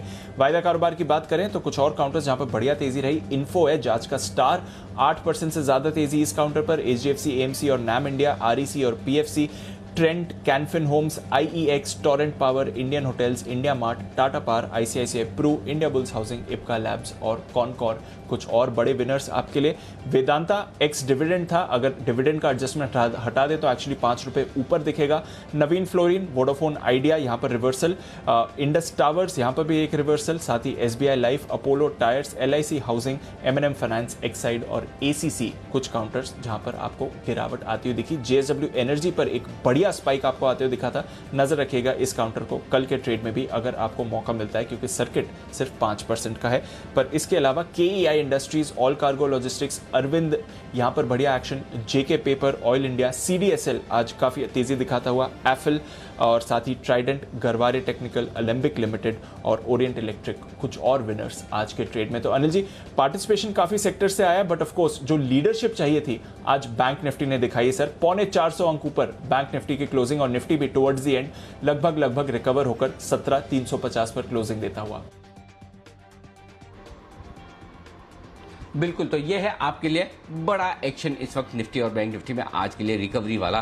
फिर से आज रिकवरी का दिन, लेट रिकवरी लेकिन रिकवरी बिल्कुल ठीक कली की तरह, मजबूत या शुरुआत, उसके बाद गिरावट के बाद रिकवरी, और दिन के दौरान निचले स्तरों से रिकवर होकर दिन के ऊपरी स्तरों पर बंद होना अपने आप में दिखाता है कि बाजार की ताकत क्या है, एक्शन क्या है। आइए बाजार बंद होने के बाद का एक्शन भी आपके सामने रख दूं और फिर फाइनल क्लोजिंग जो आएगी वो भी मैं आपको बताऊंगा। टेलीकॉम कंपनियों की बदमाशी के नए शिकार बन रहे हैं, और इनमें इस लिस्ट में सबसे बड़ा, सबसे इंपॉर्टेंट नाम आपके सामने आता दिख रहा है, जो सुनेंगे आप दंग रह जाएंगे। जी हाँ, वित्त मंत्रालय में केंद्र सरकार के प्रमुख आर्थिक सलाहकार, chief economic adviser Sanjeev Sanyal साहब, जिन्हें नंबर पोर्ट कराने के बावजूद उनकी कंपनी धमका रही है और उन्हें ये कह रही है कि बकाये का भुगतान करो वरना नतीजा भुगतना पड़ेगा। देख लेंगे। जब सरकार में इतने बड़े ओहदे पर काम करने वाले अफसर को कंपनियां नहीं बख्श रही, तो आप समझ सकते हैं कि आम आदमी की क्या हालत होगी, कंज्यूमर को ये कंपनियां कितनी परेशान करती होगी। लेकिन सवाल ये कि कंपनियां ग्राहकों को परेशान किए बिना आसानी से मोबाइल नंबर एक से दूसरी कंपनी को पोर्ट क्यों नहीं करती, और अगर वो ऐसा नहीं करती तो एज अ कस्टमर, ग्राहक होने के नाते आपके पास क्या अधिकार है। आज इन्हीं खास मुद्दों पर हम करेंगे चर्चा हमारे मेहमानों के साथ। हमारे साथ कार्यक्रम में शामिल होंगे भारत सरकार के पूर्व सीनियर डीडीजी राम नरेंद्र साहब, डिपार्टमेंट ऑफ टेलीकम्युनिकेशन के, और साथ ही कॉमफर्स्ट इंडिया के डायरेक्टर और टेलीकॉम एक्सपर्ट महेश उप्पल साहब होंगे, और ट्राई के पूर्व मेंबर आर.एन. प्रभाकर साहब होंगे। तो अगर कोई कंपनी आपका पोर्ट नंबर पोर्ट करने से मना कर रही है तो आप क्या कर सकते हैं, ये जानकारी आपके पास होना जरूरी है। और इसी पर ये विशेष शो, एक पोर्टेबिलिटी 1000 पंगे, देखिएगा जरूर। संजीव सान्याल साहब की जो मुसीबत आई है, इसी के चलते ये पूरा मुद्दा वापस से लाइमलाइट में आया, जरूर देखिएगा। मनी गुरु शाम 6:30 बजे का शो, और यहाँ पर बड़ा इंटरेस्टिंग है। आज ITR भरने की, यानी कि इनकम टैक्स रिटर्न भरने की तारीख 30 सितंबर तक बढ़ा दी गई, लेकिन इस बार भी देरी की तो पेनल्टी चुकानी पड़ सकती है। ITR भरते वक्त कौन सी जानकारी आपको देना जरूरी है, किन गलतियों से बचना है, आज शाम 6:30 बजे मनी गुरु में यही होगी हमारी चर्चा की बात। बढ़ी डेडलाइन, अब देरी तो फाइन। फाइन मतलब अच्छा वाला नहीं, फाइन मतलब जुर्माना, पेनल्टी, वो वाला फाइन। फाइन का मतलब okay, very good, fine, all right, fine, वो नहीं, ये जुर्माने वाला फाइन है। अब देरी तो फाइन लगेगा। और शाम 6:40 पर लगेगी म्यूचुअल फंड की मास्टर क्लास, जिसमें आज हम बताएंगे कि डेट फंड में SIP करने के क्या है फ़ायदे, बताएंगे इसकी सारी बारीकियां हमें बताएंगे मिराई एसेट मैनेजमेंट के फिक्स इनकम के CIO महेंद्र जाजू साहब, आज शाम 6:40। और रात 8 बजे हमारी prime time bulletin India 360 degree, बात करेंगे ऑनलाइन शॉपिंग में आपके कार्ड की डिटेल को एक नया सुरक्षा कवच मिलने वाला है। जब आप ऑनलाइन जाकर ई-कॉमर्स कंपनियों पर, फ्लिपकार्ट, अमेजोन, इस तरह की जो वेबसाइट्स हैं उन पर जाकर कोई भी शॉपिंग करते हैं, कोई भी पैसा खर्च करते हैं, तो आपको एक सेफ्टी मिलेगी, सिक्योरिटी मिलेगी। पहले आप जब कार्ड को स्वाइप करते थे और डिटेल्स वेबसाइट सेव करते थे तो उनकी डिटेल्स का माफ़ कीजिएगा, लीक होने का या फिर चोरी होने का खतरा रहता था। लेकिन अब RBI ने इसके लिए टोकन सिस्टम बनाया है, यानी कि कार्ड की डिटेल सेव करने के बजाय वेबसाइट पर सिर्फ टोकन सेव होगा और आपकी कार्ड की डिटेल्स एक्सपोज नहीं होगी उस वेबसाइट को। क्या है ये नई टोकन व्यवस्था, कैसे ये करेगी, कैसे काम होगा, इन सबको समझेंगे आसान भाषा में। कार्ड डिटेल्स का टोकन चौकीदार, ये है हमारी आज की कवर स्टोरी, जरूर देखिएगा। इसके अलावा बाकी सब तो होना ही है, राजनीति की खबरें, देश विदेश हैं, अफगानिस्तान तालिबान में सरकार बनी है वो खबरें हैं, और क्या क्या नहीं हो रहा पूरे देश दुनिया में, वो सब आपको मिलेगा एक साथ सारी 1 घंटे की बुलेटिन में। खेल से लेकर व्यापार जगत, बिजनेस, एंटरटेनमेंट, स्पोर्ट, सारी की सब कुछ इंडिया 360 डिग्री। आइए, बाजार हो चुके बंद, लाल निशान में बंद हुआ है निफ्टी, फाइनली 8 पॉइंट नीचे, वैसे तो हरे में था, एडजस्ट होकर नीचे आया है। सेंसेक्स 29 पॉइंट नीचे एडजस्ट होकर नीचे आया है, और निफ्टी बैंक बंद हुआ है 36,738, वैसे तो 36,850 तक पहुंचा, लेकिन एडजस्ट होकर ये भी नीचे आया 36,768 के आसपास। तो ये है आपकी फाइनल क्लोजिंग, 300 पॉइंट, 299.40, गजब की तेजी बैंक निफ्टी में होती हुई आज के सेशन में। कल वायदा कारोबार के हफ्ते की एक्सपायरी है, और उसके साथ ही आगे 3 दिनों का लंबा वीकेंड। शुक्रवार को गणेश चतुर्थी की वजह से आप बाजार बंद रहेंगे, शनिवार रविवार को तो आपको पता ही है कि इस वजह से बंद रहते हैं, तो ये तीनों ही दिन आगे रहेंगे बाजार बंद। लेकिन उससे पहले एक बड़ा दिन है कल, वायदा कारोबार की हफ्ते की एक्सपायरी का, इस पर भी रहेगा फोकस। लेकिन उससे पहले विदा लेने का वक्त है। आशु सर, कुणाल जी, राकेश जी, हाँ आज 3 जने हैं दिल्ली वाले, तीनों का धन्यवाद। मुंबई वाले हमारे जय ठक्कर साहब, वागले साहब और सचिन जी, आप तीनों का भी बहुत बहुत धन्यवाद। पुणे से किरण जी का भी शुक्रिया। तो आज हमारे साथों सप्तऋषि मंडल, आप सबका बहुत बहुत धन्यवाद। कल सुबह आप सबसे होगी फिर मुलाकात। मुझे और दीप को दीजिए इजाजत, नमस्कार।